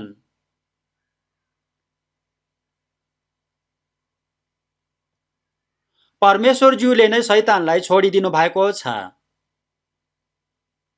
अदनको बगैँचाको समयदेखि नै अदनको बगैँचाको बीजमा जीवनको रुख र असल र खराबको ज्ञान दिने रुख थियो भन्नुभएको छ। जीवनको रुखको फल खायो भने अनन्त जीवन पाउँछ, तर असल र खराबको ज्ञान दिने रुखको फल चाहिँ नखानु। जुन दिन तैँले खान्छस् त्यो दिन निश्चय नै त मर्नेछस् भन्नुभएको छ। सबै खाऊ, तर असल र खराबको ज्ञान दिने रुखको फल एउटा फल चाहिँ नखानु भन्नुभएको थियो। त्यो फल खायो भने त निश्चय नै मर्नेछस् भन्नुभएको थियो। परमेश्वर जो अचम्मको व्यक्ति हुनुहुन्छ। त्यस्तो खतरा कुरा नबनाएको भए पनि हुन्थ्यो। खायो भने मृत्यु हुने कुरा किन बनाएको होला, त्यस्तो कुरा बगैँचाको बीचमा किन राखेको होला भनेर विचार गर्ने मानिसहरू पनि छन्। परमेश्वरजीले मानिसलाई अनन्तको स्वर्ग र अनन्तको महिमा दिनको लागि बनाउनु भएको हो। परीक्षामा सफल भएको मानिसहरूलाई दिनुभएको छ। परीक्षा सजिलो छ। नखाऊ भनेर आज्ञा दिनुभएको छ। 10 वटा आज्ञालाई हेर्नुभयो भने नगर भनेको आज्ञा 8 वटा छन्। परमेश्वरज्यू प्रति 2 वटा मात्र आज्ञा दिनुभएको छ। गर र नगर भनेको एउटै आज्ञा हो। अदनको बगैँचाभित्र नखाऊ भनेर एउटा मात्र आज्ञा दिनुभएको थियो। जुन दिन खान्छस् त्यो दिन निश्चय नै त मर्नेछस् भन्नुभएको थियो। नखाऊ भन्नुभएको त्यो फलभित्र विष भएको कारण मरेको होइन। नखाऊ भन्नुभएको कुरा परमेश्वरजीको व्यवस्था हो। शैतानले खाऊ तिमी मर्दैनौ भनेको थियो। परमेश्वरजीको वचनभन्दा विपरीत कुरा शैतानले भनेको थियो। मानिस अदनको बगैँचाभित्रदेखि नै परमेश्वरज्यूको र शैतानको बीचमा थियो। परमेश्वरजीको वचन अनुसार गरेर शैतानको परीक्षालाई जित्नु पर्ने थियो, अथवा शैतानको कुरा मानेर परमेश्वरजीको वचन इन्कार गर्ने हो। मानिसलाई नै स्वतन्त्रता दिनुभएको थियो, पूर्ण स्वतन्त्र दिनुभएको थियो। मानिस आफैले निर्णय गर्न दिनुभएको थियो। यिर्मयाको पुस्तक 21 अध्यायको 8 पदको वचनमा हेर म तिमीहरूको अगाडि जीवनको बाटो र मृत्युको बाटो राख्दैछु भन्नुभएको छ। मानिसको अगाडि जीवनको बाटो र मृत्युको बाटो राखिदिनु भएको छ। जीवनमा जाने साँघुरो ढोका र विनाशमा जाने फराकिलो ढोका पनि छ। कहाँ जाने हो आफैले छान्नुपर्छ, आफैले निर्णय गर्नुपर्छ। शैतानको कुरा मानेर असल र खराबको ज्ञान दिने रुखको फल खायो भने जीवनको रुखको फल खान पाउने अनुमति छैन। असल र खराबको ज्ञान दिने फल र जीवनको फल दुवै खान पाउँदैन। जीवनको फल भन्दा असल र खराबको ज्ञान दिने फल परमेश्वरज्यूले नखाऊ भनेको फल खान शैतानले लगाएको थियो। परमेश्वरज्यूले नखाऊ भनेको फल खाएको कुरा के हो भने उसले परमेश्वरज्यूको प्रेमलाई इन्कार गरेको हो, परमेश्वरज्यूलाई तुच्छ ठानेको हो, सत्यलाई इन्कार गरेर झुटालाई स्वीकार गरेको हो। जुन दिन तैँले त्यो फल खान्छस् त निश्चय नै मर्नेछस् भन्नुभएको वचन के हो भने परमेश्वरज्यूसँग आत्मिक सम्बन्ध विच्छेद हुन्छ भन्नुभएको हो। अनज्ञाकारी भएको कारण अदनको बगैँचाबाट निकालिदिएको थियो। अदनको बगैँचा स्वर्गको छाया थियो। अदनको बगैँचाबाट निकालिदिएको कुराले स्वर्गबाट निकालिदिएको कुरा देखाइदिनु भएको थियो। त्यो समयदेखि यो पृथ्वीले पनि श्राप पाएको छ। अहिले पनि यस्तो घटना भइरहेको छ। परमेश्वरज्यूको पक्षमा अथवा शैतानको झुटा कुरामा परमेश्वरज्यूलाई विश्वास गर्ने अथवा इन्कार गर्ने मानिसलाई स्वतन्त्रता दिनुभएको छ। परमेश्वरज्यूले जीवनको फल खाऊ भन्नुभएको छ। आफ्नो आत्माको अनन्तको उद्धार मुक्ति लिनुपर्छ भन्नुभएको छ। शैतानले आफ्नो आत्माको अनन्तको उद्धार मुक्ति नलियो, जीवनको फल नखाऊ, असल र खराबको ज्ञान दिने फल खाऊ, तिमी मर्ने छैनौ भन्छन्। परमेश्वरज्यूले मानिसलाई जबरजस्ती गर्नुभएको छैन। मानिस भएको कारण मानिसले आफ्नो आत्माको अनन्तको उद्धार मुक्ति लिन आफै स्वतन्त्र हुनुपर्छ। परमेश्वरज्यूको पक्षमा खडा हुने अथवा शैतानको पक्षमा खडा हुने, सत्यलाई स्वीकार गर्ने अथवा झुटालाई स्वीकार गर्ने, जीवनलाई छान्ने अथवा मृत्युलाई छान्ने आफ्नो निर्णय अनुसार आफ्नो अनन्तको ठाउँ हुन्छन्। नष्ट हुनेहरूको निम्ति सुसमाचार घुम्टेले ढाकिएको छ भन्नुभएको छन्। महिमाको सुसमाचारको ज्योति ढाकिएर राख्यो भने नष्ट हुन्छ। प्राय जसो मानिसले परमेश्वरजीको वचन 1-2 पटक मात्र सुन्छन्, सधैँ सुन्दैन। हाम्रो मण्डलीमा आएर बीचमा बसेर वचन सुनेको मानिस पछि नआएको मानिस, छोडेको मानिसहरू पनि छन्। शैतानले निकालेर बाहिर संसारमा लगेको मानिसहरू छन्। शैतानले हृदयलाई खलबल पारिदिन्छन्। महिमाको सुसमाचारको ज्योति हृदयमा चम्कन दिँदैनन्। शैतानले खोसेर लान्छन्। महिमाको सुसमाचार बुझ्नका लागि शैतानले निरन्तर बाधा दिइरहेको हुन्छ। शैतानले हृदयमा महिमाको सुसमाचार चम्किन दिँदैन। ख्रीष्ट परमेश्वरजीको रूप हो। परमेश्वरजीको जीवन, परमेश्वरजीको रूप हृदयमा पुरा हुनुपर्छ। यो कुरालाई भुलेको मानिसहरू छन्। संसारिक कुरा, शारीरिक कुराले धनी हुन ध्यान दिने मानिसहरू धेरै छन्। अयुबको पुस्तक 21 अध्यायको 7 पददेखि 13 पदको वचनमा हेर्नुभयो भने दुष्टहरू चिरञ्जीवी हुन्छन्, वृद्ध अवस्थामा पनि बलियो हुन्छन्, छोराछोरीहरूलाई फलिफाप हुन्छन्, धन सम्पत्तिहरू धेरै हुन्छन्, छोराछोरीहरू थुमाहरू जस्तै खेल्छन्, खैँजडी बिना बाँसुरी बजाएर नाच्छन्, रमाउँछन्, सम्पन्नतामा तिनीहरू जीवन बिताउँछन्, तर शान्तिसित तिनीहरू नरकमा जान्छन् भन्नुभएको छ। फलिफापको जीवन जिएर नरकमा अनन्तको दण्ड भोग्न गएको मानिसहरू धेरै छन्। धनी मानिस स्वर्गमा प्रवेश गर्न भन्दा ऊँटलाई सियोको नथरीभित्र छिर्न सजिलो हुन्छ भन्नुभएको छ। संसारिक, शारीरिक, भौतिक कुराहरूको धनी मानिसहरू परमेश्वरज्यू कहाँ फर्केर आउँदैन। पैसाले सबै काम हुन्छ, सबै समस्या समाधान हुन्छ भनेर परमेश्वरज्यूलाई नखोज्ने मानिसहरू धेरै छन्।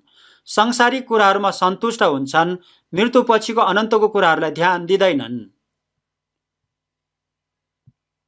शारीरिक कुराहरू प्रशस्त भएको कारण आत्माको कुरा, अनन्तको कुराहरूलाई वास्ता नगर्ने मानिसहरू धेरै छन्। त्यस्तो मानिसहरू प्रशस्ततामा जीवन जिएर मृत्यु भएपछि नरकमा जानुपर्छ। लुकाको सुसमाचार 16 अध्यायमा धनी मानिसले असल लुगाहरू लगाएको थियो, हरेक दिन मिठो मिठो खाएर रमाएर विलासीको जीवन जिएको थियो। मरेको समयमा पनि आदर, सम्मान, प्रेम धेरै पाएको थियो। मरेपछि पनि मृत संस्कारमा पनि प्रशस्त आदर पाएको थियो। तर त्यो मानिस मृत्यु भएपछि नरक कुण्डमा भयङ्कर आगोको ज्वालाभित्र कष्ट, वेदना पाइरहेको कुरा भन्नुभएको छ। नरकमा गएको मानिसले अनन्त समय त्यस्तो दुःख, कष्ट, वेदनाको दण्ड भोगेर जिउनुपर्छ। बाइबललाई वास्ता नगर्ने मानिसहरू धेरै छन्। परमेश्वरजीको वचनलाई इन्कार गर्ने मानिसहरू धेरै छन्। क्षणिक संसारको, शरीरको कुराहरूलाई मात्र ध्यान दिने मानिसहरू धेरै छन्। एकै दिनमा, एकै क्षणमा के आइपर्छ भनेर नबुझेको मानिसहरू धेरै छन्। स्वास्थ्य बलियो मानिस पनि एकै क्षणमा मर्न सक्छन्। यस्तो मानिसहरू पनि धेरै छन्। यो संसारमा मानिसको जीवन अनन्तसम्मका लागि होइन। यो संसारमा निर्बुद्धि मूर्ख मानिसहरू धेरै छन्।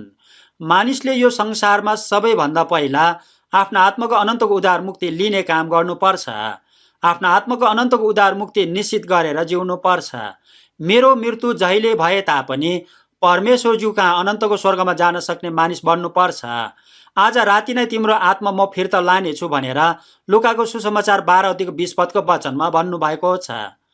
परमेश्वरज्यूले आज राति नै लान सक्नुहुन्छन्। थुपारेको यो संसारको कुराहरू आफ्नो होइन। निर्बुद्धि मूर्ख मानिस बन्नु हुँदैन। वचन सुनेर पनि आफ्नो आत्माको अनन्तको उद्धार मुक्ति नलिने मानिसहरू छन्। वचन सुन्न नपाएको कारण नरकमा गएको मानिसहरू पनि धेरै छन्। वचन सुन्न पाउने उपायहरू धेरै छन्। जुमको माध्यमबाट, मेसेजको माध्यमबाट, छिटो गतिको माध्यमबाट सुसमाचार सुन्न सबै मानिसहरूलाई मौका दिनुभएको छ। संयुक्त बाइबल गोष्ठीमा धेरैजना भेला हुन्छन्। यसकारण उहाँहरूलाई म के भन्छु भने परमेश्वरज्यूले दिनुभएको मौका हो भन्छु।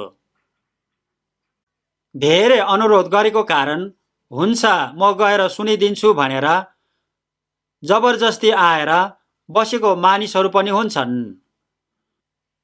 आएर बसेको भए तापनि मन अर्को ठाउँमा गएको मानिसहरू पनि हुन्छन्। अति नै अनुरोध गरेको कारण, जबरजस्ती भनेको कारण आएर वचन सुनेको हुन्छ, तर मन अर्कै ठाउँमा गएको हुन्छ। चाँडै सिद्ध्याओस् भनेर घडी हेर्ने मानिसहरू पनि हुन्छन्। 3 रात 4 दिन कसरी बिताउने होला भन्ने मानिसहरू हुन्छन्।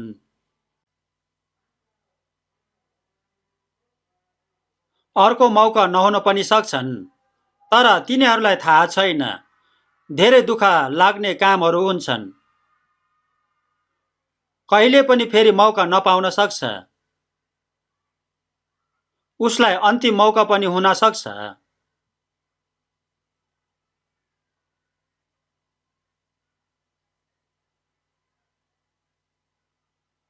हिब्रूको पुस्तक 2 अध्यायको 2 पदको वचन सँगै पढ्नेछौँ। हिब्रू 2 को 2 पद सँगै पढ्नेछौँ।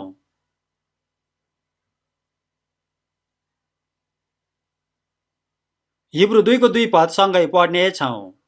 यदि स्वर्गदूतहरूले घोषणा गरेको सन्देश अटल रह्यो भने र हरेक अपराध र अनज्ञाकारिताको निम्ति उचित दण्ड दिइयो भने।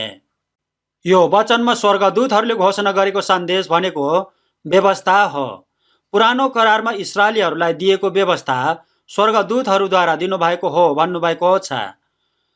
मूसाद्वारा भने तापनि स्वर्गदूतहरूद्वारा भन्नुभएको छ। स्वर्गदूतहरूले घोषणा गरेको सन्देश व्यवस्था हो। व्यवस्था पनि अटल छ, स्थिर छ। व्यवस्थाले आज्ञाकारी भयो भने आशिष पाउँछ, जीवन पाउँछ, अनज्ञाकारी भयो भने श्राप पाउँछ, मृत्यु हुन्छ भनेको थियो। स्वर्गदूतहरूले घोषणा गरेको सन्देश अटल छ, हरेक अपराध र अनज्ञाकारिताको निम्ति उचित दण्ड दिइयो भन्नुभएको छ।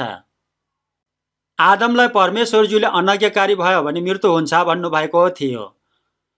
आदम अनज्ञाकारी भएको कारण मृत्यु भएको थियो। आदमको शरीर 930 वर्षमा मरेको भए तापनि आदम र हव्वा अनज्ञाकारी भएको समयमा नै आत्मा मरेको थियो। परमेश्वरज्यूसँग सम्बन्ध नभएको मानिसहरू भएको थियो। यसकारण परमेश्वरज्यूसँग डराएको थियो। आत्मा मरेको कारण लजाएको थियो। नग्नता र लाज ढाक्न नेभारको पात गाँसेर लुगा बनाएर लगाएको थियो। परमेश्वरज्यूसँगै बस्न सक्ने अवस्था थिएन। अदनको बगैँचाबाट निकालिदिनु भएको थियो। त्यसपछि पनि आदमको सन्तानहरूले पाप मात्र गरिरहेको कारणले नोआको समयमा परमेश्वरज्यूले जल प्रलयद्वारा संसारलाई इन्साफ गर्नुभएको थियो।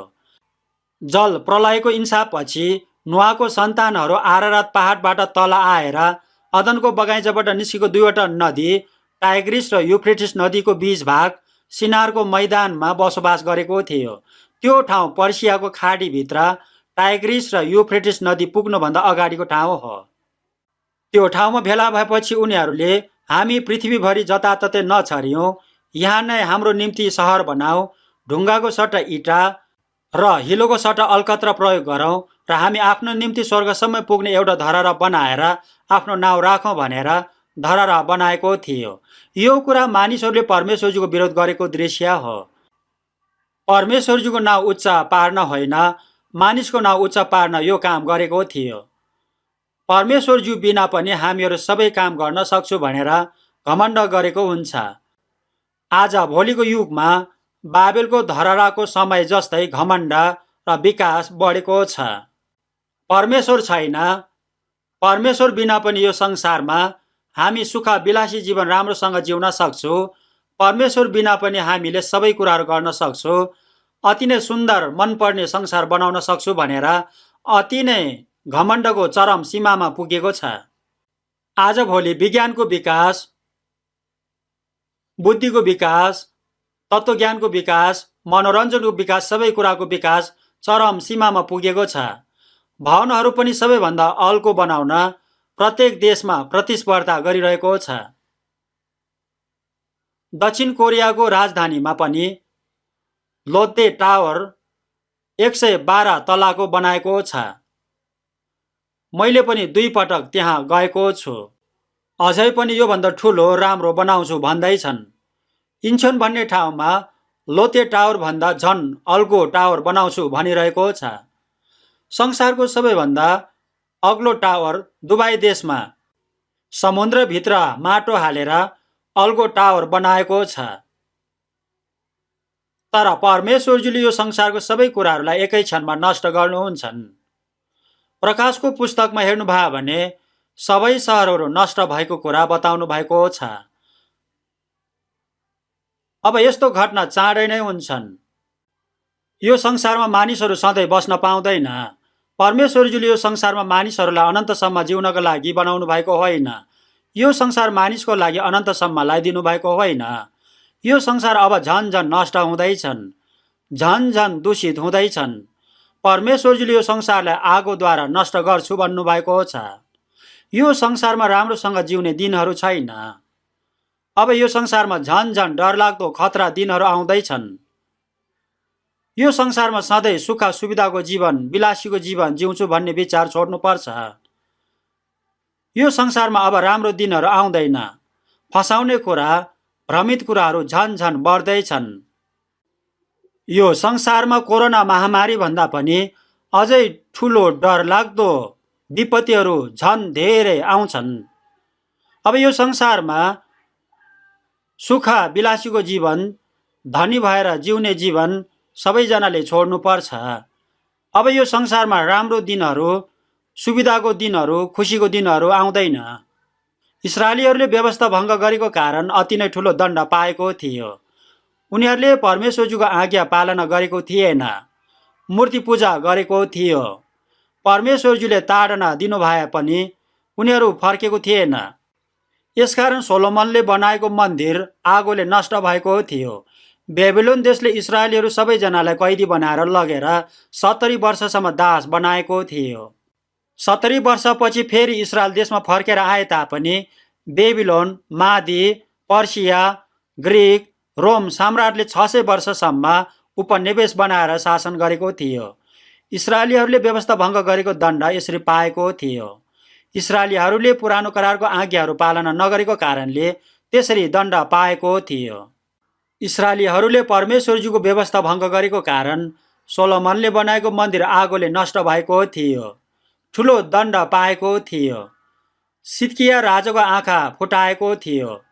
सिद्किया राजाको आँखा फुटाउनुभन्दा अगाडि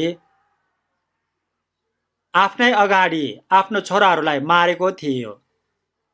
सिद्कियालाई आँखा फुटाएर फलामको साङ्लाले बाँधेर कैदी बनाएर बेबिलोनमा लगेको थियो। बेबिलोनमा लगेर मारेको थियो। इस्राएलीहरूले 70 वर्षसम्म कैदी जीवन, दयनीय जीवन जिउनु परेको थियो। बलियो राष्ट्रहरूले 600 वर्षसम्म उनीहरूलाई शासन गरेको थियो। उनीहरूले परमेश्वरजीको आज्ञा व्यवस्था पालना नगरेको कारण, इन्कार गरेको कारण यसरी दण्ड पाएको थियो। यति महान मुक्तिको वास्ता राखेनौ भने हामी कसरी उम्काउला भन्नुभएको छ। व्यवस्था भङ्ग गरेको कारण पनि इस्राएलीहरूले ठुलो दण्ड पाएको छ। हिब्रूको पुस्तक 10:29 वचनमा हेर्नुभयो भने, तिमीहरू आफै विचार गर, आफूलाई पवित्र तुल्याएको करारको रगतलाई अपवित्र बनाउने र अनुग्रहको आत्मालाई अपमान गर्ने मानिस झन कति बढी कडा दण्डको योग्य ठहरिनेछ भन्नुभएको छन्। व्यवस्था भङ्ग गरेको पापको दण्ड पनि ठुलो पाएको थियो। यदि हामीहरूले यति महान मुक्तिको वास्ता गरेनौँ भने झन कडा ठुलो दण्ड पाउँछ भन्नुभएको छन्। यति महान मुक्ति भन्नुभएको छ। यति महान मुक्ति भनेको साधारण कुरा होइन। यति महान मुक्ति भनेको कुरालाई हामीले उच्चारण गर्दा पनि साधारण प्रकारले गर्नु हुँदैन। परमेश्वरजीले दिनुभएको ठुलो महान आत्माको उद्धार मुक्ति भनेर उच्चारण गर्नुपर्छ। परमेश्वरजीले गर्नुभएको कामहरू मध्ये सबैभन्दा महान ठुलो काम छन्। परमेश्वरजीले सुरुमा आकाश मण्डल र पृथ्वीलाई सृष्टि गर्नुभएको थियो।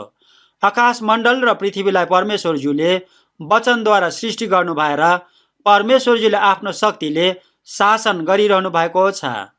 तर मानिसको आत्मालाई नरकबाट अनन्तको उद्धार गर्नको लागि वचनद्वारा, शक्तिद्वारा भएको छैन। मानिसको आत्मालाई नरकबाट बचाइदिनको लागि ठुलो उद्धार मुक्ति तयार गरिदिनु भएको छ। परमेश्वरजीले सारा ब्रह्माण्डलाई वचनद्वारा बनाउनु भएको हो भनेर हामी विश्वास गर्छौँ भन्नुभएको छ। वचनद्वारा नै ब्रह्माण्डलाई शासन गरिरहनु भएको छ। सारा ब्रह्माण्ड परमेश्वरजीको वचन अनुसार चलिरहेको छ। भजन सङ्ग्रहको पुस्तक 119 अध्यायको 89 वचनमा, हे परमप्रभु, तपाईँको वचन सनातन र अनन्त छ, आकाशमा स्थिर रहन्छ भन्नुभएको छ। भजन सङ्ग्रह 119:91 वचनमा, सारा ब्रह्माण्ड, आकाश र पृथ्वी आजको दिनसम्म तपाईँको विधि अनुसार स्थिर छ, सबै थोकले तपाईँको सेवा गर्छ भन्नुभएको छ। सारा ब्रह्माण्डले परमेश्वरजीको वचन पालन गरिरहेको छ।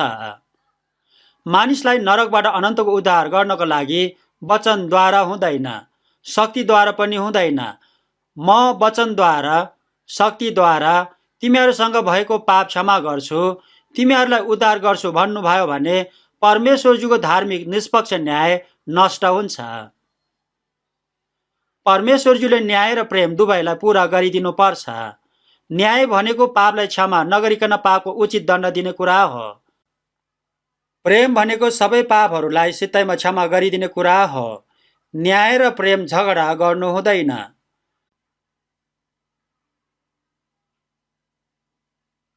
परमेश्वरज्यूले मानिसहरूलाई प्रेम गर्नुभएको छ, तर सित्तैमा उद्धार गरिदिनु भएको छैन। पापको ज्याला मृत्यु भएको कारण पापी मानिसलाई उद्धार गरिदिनको लागि पाप नभएको प्राणी पापीको सट्टामा मरिदिनु पर्छ। परमेश्वरज्यूको धार्मिकता र निष्पक्ष न्याय यसरी दिनुभएको छ। पापको ज्याला मृत्यु हो। पापको ज्याला तिर्नको लागि मानिस आफै मर्यो भने अनन्तको आगोभित्र नरकमा जानुपर्छ। यसकारण परमेश्वरज्यूले मानिसलाई प्रेम गर्नुभएको छ।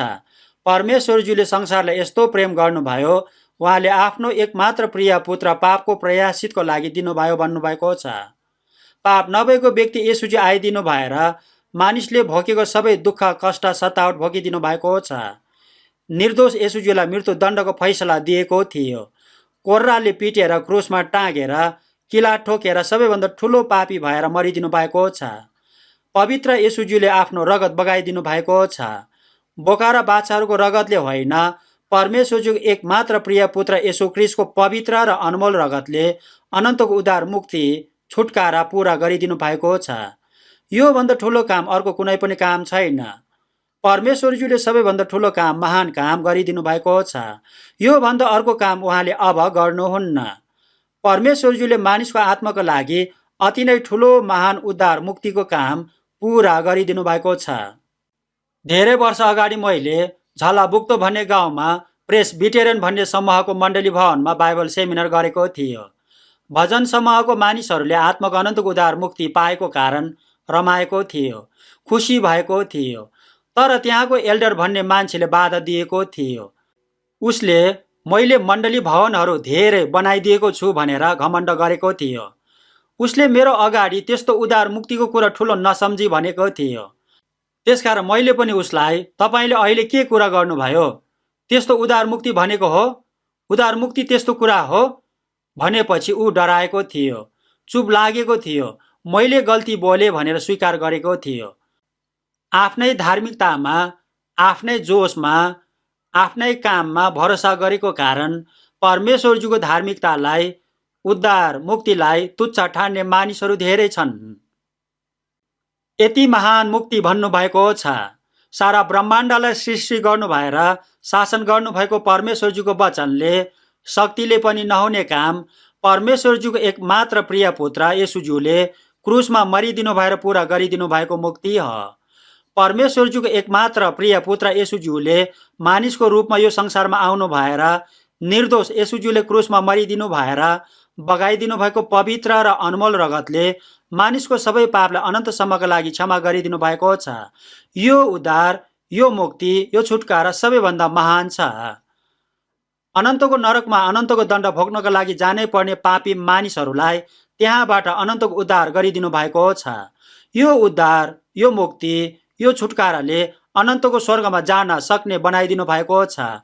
यसकारण यति महान मुक्ति भन्नुभएको छ। यो संसारको धनी मानिसले उपचार गर्नको लागि पैसा नभएको कारण मर्न लागिरहेको गरिब बिरामीलाई आफ्नो पैसा खर्च गरिदिएर बिरामीलाई उपचार गरिदिएर बचाइदियो भने ठुलो भलाइ हुन्छ, ठुलो उपकार हुन्छ। सारा ब्रह्माण्डको सृष्टिकर्ता परमेश्वरज्यूले आफ्नो एकमात्र प्रिय पुत्र येशूज्यूलाई मानिसको रूपमा पठाउनु भएर क्रुसमा मर्न लगाउनु भएको छ। येशूज्यूले हे मेरो परमेश्वर, हे मेरो परमेश्वर, तपाईँले मलाई किन त्याग्नु भयो भन्नुभएको थियो। परमेश्वरज्यूले येशूज्यूलाई त्याग्नु भएको थियो। 3 घण्टासम्म आकाश अन्धकार भएको थियो। सूर्यले प्रकाश दिएको थिएन, जमिन कामेको थियो, भुइँ चलेको थियो, आकाश र जमिन पनि रोएको थियो। परमेश्वरज्यूले आफ्नो अनुहार फर्काइदिनु भएको थियो, येशूज्यूलाई त्यागिदिनु भएको थियो। हामीहरूलाई उद्धार गरिदिनको लागि आफ्नो एकमात्र प्रिय पुत्रलाई त्याग्नु भएको थियो। यो उद्धार, यो मुक्ति साधारण कुरा होइन। यति महान मुक्तिलाई वास्ता राखेन भने भन्नुभएको कुरा के हो भने यो मुक्तिलाई साधारण कुरा नसम्झिनु भन्नुभएको हो। यति महान मुक्तिको वास्ता राखेन भने हामी कसरी उम्काउँला भनेको कुरा के हो भने नरकको दण्डबाट उम्कने छैन भन्नुभएको हो। परमेश्वरज्यूले दिनुभएको महान मुक्तिलाई साधारण ठान्नु हुँदैन, इन्कार गर्नु हुँदैन। यदि इन्कार गर्यो भने नरकको अनन्तको दण्डबाट उम्कन सक्दैन। व्यवस्था भङ्ग गरेको कारण नरकमा जानु परेको होइन, यसु प्रभुजीले पुरा गरिदिनु भएको महान मुक्तिले वास्ता नगरेको कारण मानिसहरू नरकमै जानु पर्छ। यो मुक्ति सबै मानिसले लिनै पर्छ। एसाव जेठा छोरा थियो, ज्येष्ठ अधिकारको आशिष पाउने मानिस थियो, तर उसलाई भोक लागेको थियो। घरमा याकुबले सुरुवा पकाउँदै थियो, यसकारण सुरुवा अलिकति मागेको थियो, तर याकुब चलाक थियो। एसाव याकुब भन्दा केही मिनेटको दाई थियो। याकुबले एसावलाई दाईको जेठा अधिकार मलाई दिनुहोस्, म तपाईँलाई सुरुवा प्रशस्तसँग खान दिन्छु भनेको थियो। यसकारण एसावले भोक लागेर मर्न लागेको समयमा मेरो जेठा अधिकारले मलाई केही फाइदा छैन, हुन्छ म तिमीलाई जेठा अधिकार दिन्छु भनेर शपथ खाएर याकुबलाई बेचेको थियो। हिब्रूको पुस्तक 12 अध्यायको 16 पदको वचनमा हेर्नुभयो भने तिमीहरू कोही पनि दुराचारी एसाव जस्तै अधर्मी नहो, उसले एक छाक भोजनको लागि आफ्नो ज्येष्ठ पुत्रको जन्मसिद्ध अधिकार बेचिदियो भनेको छ। आज भोलि पनि यस्तो मानिसहरू धेरै छन्। आँखाले देखेको कुराहरू, शारीरिक सांसारिक भौतिक कुराहरूलाई मात्र खोज्ने मानिसहरू धेरै छन्। इस्राएलीहरूले यसु ख्रीष्टलाई इन्कार गरेको थियो। इस्राएलीहरूलाई 600 वर्षसम्म उपनिवेश बनाएर राखेको थियो। उनीहरूले वर्तमान समयको भौतिक समस्या, देशको समस्या, जातीय समस्या समाधान गरिदिने ख्रीष्टलाई प्रतीक्षा गरिरहेको थियो। इस्राएलीहरूले उनीहरूको आत्मालाई नरकबाट उद्धार गरिदिनु भएको ख्रीष्टलाई, मानिसको पापको लागि क्रुसमा मरिदिनु भएको ख्रीष्टलाई अझै पनि विश्वास गर्दैनन्। उनीहरूले इस्रायल देशलाई स्वतन्त्र बनाइदिने ख्रीष्टलाई प्रतीक्षा गरिरहेको छ। तर इस्रायल देश अनुग्रहको सुसमाचार सारा संसारमा प्रचार भइसकेपछि मात्र स्वतन्त्र हुन्छ। इस्रायल देश स्वतन्त्र हुन्छ भनेर बाइबलमा लेखेर दिनुभएको छ, तर उनीहरू अनुग्रहको सुसमाचार सारा संसारमा प्रचार भइसकेपछि मात्र हुन्छ भन्नुभएको छन्। इस्रायल देश 1948 मे महिनाको 14 तारिक स्वतन्त्र भएको छ, तर अझै पनि पूर्ण प्रकारले स्वतन्त्र भएको छैन। हामीहरूलाई अझै पनि अलिकति मौका दिनका लागि इस्रायल पूर्ण प्रकारले पुनर्स्थापना भएको छैन। इस्राएलीहरूले यसु ख्रीष्टलाई इन्कार गरेको कारण के थियो भने उनीहरूले आत्मिक कुराहरूलाई भन्दा भौतिक कुराहरूलाई, जातिको कुराहरूलाई, शरीरको कुराहरूलाई, संसारको कुराहरूलाई खोजेको थियो। आज भोलिको क्रिस्चियनहरूले पनि छोराछोरीले राम्रो विश्वविद्यालयमा अध्ययन गर्न प्रार्थना गर्छन्, आफ्नो व्यापार धन्दा सफल हुन प्रार्थना गर्छन्, सबै परिवार स्वास्थ्य शरीर भएर जिउन प्रार्थना गर्छन्, धनी भएर जिउन आशिषको प्रार्थना गर्छन्। अन्य धर्महरूको मानिसहरूले जस्तै प्रार्थना गर्छन्। नयाँ गरेर फेरि जन्मनको लागि प्रार्थना गर्दैन। आत्माको अनन्तको उद्धार मुक्ति पाउनको लागि प्रार्थना गर्दैन। उनीहरूले यस्तो प्रार्थना किन गर्दैन भने हामी उत्पत्तिभन्दा अगाडि नै छानिएको मानिस हो भनेर सिकाउँछन्। जोसिलो भयो भने ठुलो इनाम पाउँछ भन्छन्। विभिन्न प्रकारको भ्रमित कुराहरू गरेर फसाउने मानिसहरू छन्। मानिस नयाँ गरेर फेरि जन्मेन भने परमेश्वरको राज्य देख्न पनि पाउँदैन भनेर यसु प्रभुजीले स्पष्टसँग भन्नुभएको छ। देख्न पनि पाएन भने जान पनि पाउँदैन। स्वर्गमा जान पायो भने मात्र इनाम पाउने अथवा नपाउने हुन्छ। नामधारी शारीरिक संसारिक क्रिस्चियनहरू धेरै छन्। आफ्नो आत्माको अनन्तको उद्धार मुक्तिको वास्ता नगर्ने मानिसहरू धेरै छन्। यति महान मुक्तिको वास्ता नगर्नेहरू नरकको दण्डबाट कसरी उम्काउला भन्नुभएको छ। व्यवस्था भङ्ग गरेको मानिसहरूले पनि ठुलो दण्ड पाएको छ। यदि यति ठुलो महान मुक्तिको वास्ता गरेन भने नरकको दण्डबाट उनीहरूले उम्कन सक्दैन। आफ्नो आत्माको अनन्तको उद्धार मुक्ति पाएको मानिस भए तापनि यति महान मुक्ति ठुलो मुक्ति भनेर नबुझेको मानिसहरू पनि धेरै छन्। सित्तैमा पाएको उद्धार मुक्ति हो भनेर साधारण सम्झिने हल्का फुल्का विचार गर्ने मानिसहरू छन्। परम प्रभुले मेरो निम्ति जति उपकार गर्नुभयो उहाँको निम्ति म उहाँलाई के चढाउँ भन्नुभएको छ। सयौं पटक मरिदिनु भए तापनि उहाँको उपकारको ऋण हामीले तिर्न सक्दैन। सयौं पटक मरिदिन नसके तापनि एकचोटि भए पनि उहाँको निम्ति जिउन सक्नुपर्छ। यसरी जिउन मन नपर्ने मानिसहरू धेरै छन्। प्रभुजीले नरकको दण्डबाट बचाइदिन मरिदिनु भएको छ, तर प्रभुजीको लागि जिउन नचाहने मानिसहरू छन्। नामधारी नक्कली उद्धार मुक्ति लिएको मानिसहरू धेरै छन्। शरीरको संसारको भौतिक कुराहरू मात्र खोज्ने नामधारी शारीरिक क्रिस्चियनहरू धेरै छन्।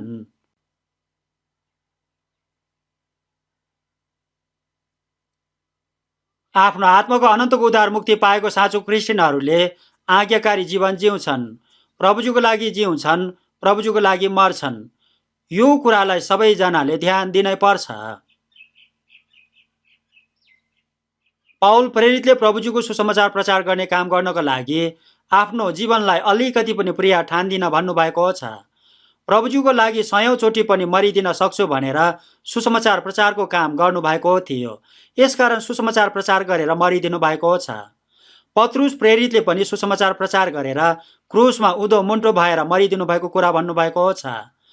प्रेरितहरू सबैजना सुसमाचार प्रचार गर्ने काम गरेर शहीद भएको थियो। आज भोलिको क्रिस्चियनहरू अति नै डर छेरुवा छन्। यति महान मुक्तिको वास्ता नगरेको कारण यस्तो हुन्छन्। आफ्नो आत्माको अनन्तको उद्धार मुक्तिको मूल्य र महत्त्व अति नै महान र ठुलो छ भनेर नबुझेको मानिसहरू धेरै छन्। प्रेम गरेर दिनुभएको उद्धार मुक्तिको ऋण हामीहरूले तिर्न सक्दैन, तर हामीहरूले हृदयद्वारा प्रेम गरेर प्रभुजीको सेवा गर्न सक्छौँ। प्रभुजीको प्रेमको ऋण तिर्न सक्दैन, तर सट्टामा जिउन सक्छौँ। हामीहरू प्रभुजीको सेवक भएको छ। हामीहरू प्रभुजीको भएको छ। हामीहरू प्रभुजीको निम्ति जिउनु पर्छ, प्रभुजीको निम्ति मर्नु पर्छ। हामीहरू बाँचे पनि मरे पनि प्रभुजीकै हो। यो कुरा स्वाभाविक कुरा हो, विशेष होइन। तर आफ्नो आत्माको अनन्तको उद्धार मुक्ति पाएको छु भने तापनि प्रभुजीको लागि नजिउने मानिसहरू धेरै छन्। प्रभुजीको लागि दुःख कष्ट भोग्ने मन नभएको मानिसहरू धेरै छन्। त्यस्तो मानिसहरूले महान मुक्तिको वास्ता नगरेको हो। तुच्छ ठानेको कारण त्यस्तो मानिस हुन्छन्। परमेश्वरजीको अनुग्रहलाई उपकारलाई तुच्छ ठान्नु हुँदैन। बुबा आमाबाट पाएको उपकार पनि धेरै ठुलो हुन्छ। बुबा आमाले जन्माएर हेरचाह गरेर ठुलो बनाएको हुन्छ। छोराछोरी जन्माएर हुर्काएको मानिसहरूले यस्तो कुराहरू बुझेको हुन्छ। बुबा आमाको उपकारलाई ध्यान नदिएको पनि मानिसको समाजमा ठुलो पाप हुन्छ। परमेश्वरजीको उपकारको सट्टामा जिएन भने पाप हुन्छ।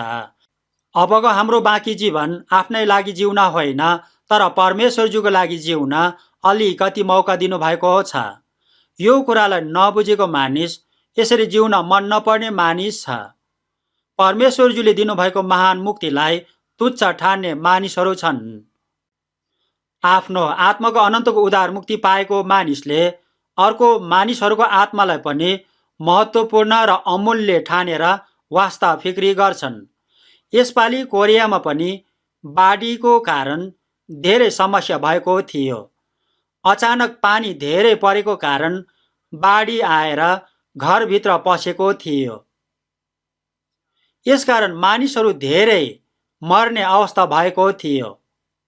कुनै मानिसले यो घटनामा अति नै धेरै ठुलो दुःख परिश्रम गरेर मानिसहरूलाई बचाइदिएको थियो।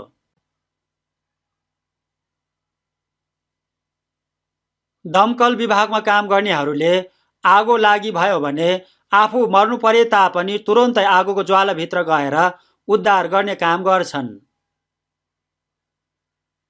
2001 साल सेप्टेम्बर 11 तारिक उग्रवादीहरूले अमेरिकाको विश्व व्यापार केन्द्रमा आक्रमण गरेर 3000 भन्दा धेरै मानिसहरू मारेको थियो। त्यो समय उद्धार गर्न गएको दमकल विभागको उद्धारकर्मीहरू पनि धेरैजना मरेको थियो। मर्ने अवस्थामा भएको मानिसहरूलाई बचाइदियो भने मानिसहरू सबैजनाले स्याबास दिन्छन्। थोरै वर्ष मात्र बाँच्न सक्ने शरीरको जीवनलाई पनि महत्त्वपूर्ण ठानेर उद्धार गर्ने मानिसहरू पनि छन्। हामीहरूले अनन्तको नरकमा गइरहेको मानिसहरूको आत्मालाई बचाइदिएर अनन्तको स्वर्गमा जान सक्ने बनाइदिनु पर्छ। हामीहरूको वरिपरि हाम्रो परिवारहरू, आफन्तहरू, छिमेकीहरू, नातेदारहरू, साथीभाइहरू धेरै छन्। उनीहरूसँग पनि परमेश्वरजीको स्वरूपको अनन्तको आत्मा छ। यसो प्रभुजुले उनीहरूको आत्मालाई पनि नरकबाट बचाइदिनको लागि मरिदिनु भएको छ। यो सुसमाचार अब हामीहरूले प्रचार गर्नुपर्छ। हामीहरूले आफ्नो मुख खोलेर प्रचार गरेन भने उनीहरूले आफ्नो आत्माको अनन्तको उद्धार मुक्ति पाउन सक्दैन। संयुक्त बाइबल गोष्ठीमा हाम्रो दाजुभाइ दिदीबहिनीहरूले एउटै मन भएर मिलेर नरकमा गइरहेको आत्मालाई उद्धार गर्नको लागि पसिना बगाएर परिश्रम गरिरहनु भएको छ। तपाईँहरूले पनि धेरै परिश्रम गर्नुभएको छ। किन यसरी गर्न सकेको हो भने आफ्ना आत्मालाई मूल्यवान र महत्त्वपूर्ण ठानेको जस्तै अर्को मानिसको आत्मालाई पनि मूल्यवान र महत्त्वपूर्ण ठानेको कारणले हो। यस्तो काम गर्न हृदयदेखि नै स्वभावैले आउँछ।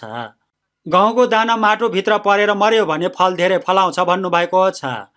यसो प्रभुज्यू पनि स्वर्गबाट आउनु भएर मानिसको आत्मालाई नरकबाट उद्धार गरिदिन मरिदिनु भएको छ। अर्को मानिसहरूको आत्मालाई उद्धार गरिदिनको लागि अब हामीहरूले दुःख परिश्रम गर्नुपर्छ, समयको बलिदान गर्नुपर्छ, धन सम्पत्तिको बलिदान गर्नुपर्छ, आफ्नो स्वतन्त्रतालाई बलिदान गर्नुपर्छ, आफ्नो खुसीलाई बलिदान गर्नुपर्छ, आवश्यक भएको ठाउँमा प्राण पनि दिनुपर्छ। आफ्नो जीवन अर्पण गरेर एउटा भए पनि आत्मालाई उद्धार गरिदियो भने जीवन सफल हुन्छ।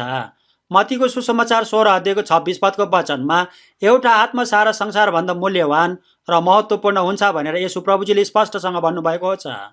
यति महान र ठुलो उद्धार मुक्ति पाएको हामीहरूले अर्को मानिसको आत्मालाई पनि मूल्यवान र महत्त्वपूर्ण ठान्नुपर्छ। यति महान मुक्तिको वास्ता गर्नुपर्छ भन्नुभएको छन्।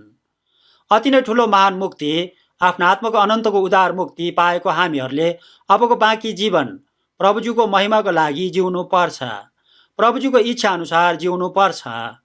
यति महान उद्धार मुक्ति अर्को मानिसहरूलाई पनि प्रचार गर्नुपर्छ। हरेक समय आत्माहरूलाई नरकबाट उद्धार गर्ने काम गर्न ध्यान दिनुपर्छ। परमेश्वर पिताजीले दिनुभएको समयलाई, मौकालाई खेर जान दिनु हुँदैन।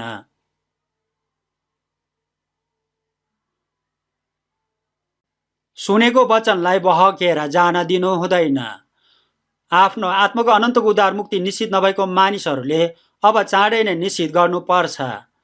प्रार्थना गरेर घरिघरि सुसमाचारको वचन सुनेर सत्यतामा बुझ्नुपर्छ, विश्वास गर्नुपर्छ, निश्चित गर्नुपर्छ। आफ्नो आत्माको अनन्तको उद्धार मुक्ति पाइसकेको मानिसले अब यो सुसमाचारलाई ध्यान दिएर अर्को मानिसहरूलाई पनि उद्धार गर्न प्रचार गर्नुपर्छ। यति महान मुक्ति पाएको मानिसले अबको बाँकी जीवन प्रभुजीको महिमाका लागि जिउन विनम्र अनुरोध गर्दछौँ। एकछिन सँगै प्रार्थना गर्नेछौँ। पवित्र र दयालु हाम्रो परमेश्वर पिताज्यूलाई धन्यवाद चढाउँछौँ। परमेश्वरज्यूदेखि टाढा गएर पाप गरिरहेको समयमा, शत्रु भएको समयमा परमेश्वरज्यूले हामीहरूलाई प्रेम गरिदिनु भएको छ। हामीहरूले पाउने श्राप र दण्ड हाम्रो सट्टामा यसो प्रभुज्यूले भोगिदिनु भएको छ। यसो प्रभुज्यूले क्रुसमा बगाइदिनु भएको पवित्र र अनमोल रगतले हाम्रो सबै पापहरूलाई अनन्तसम्मका लागि क्षमा गरिदिनु भएको छ।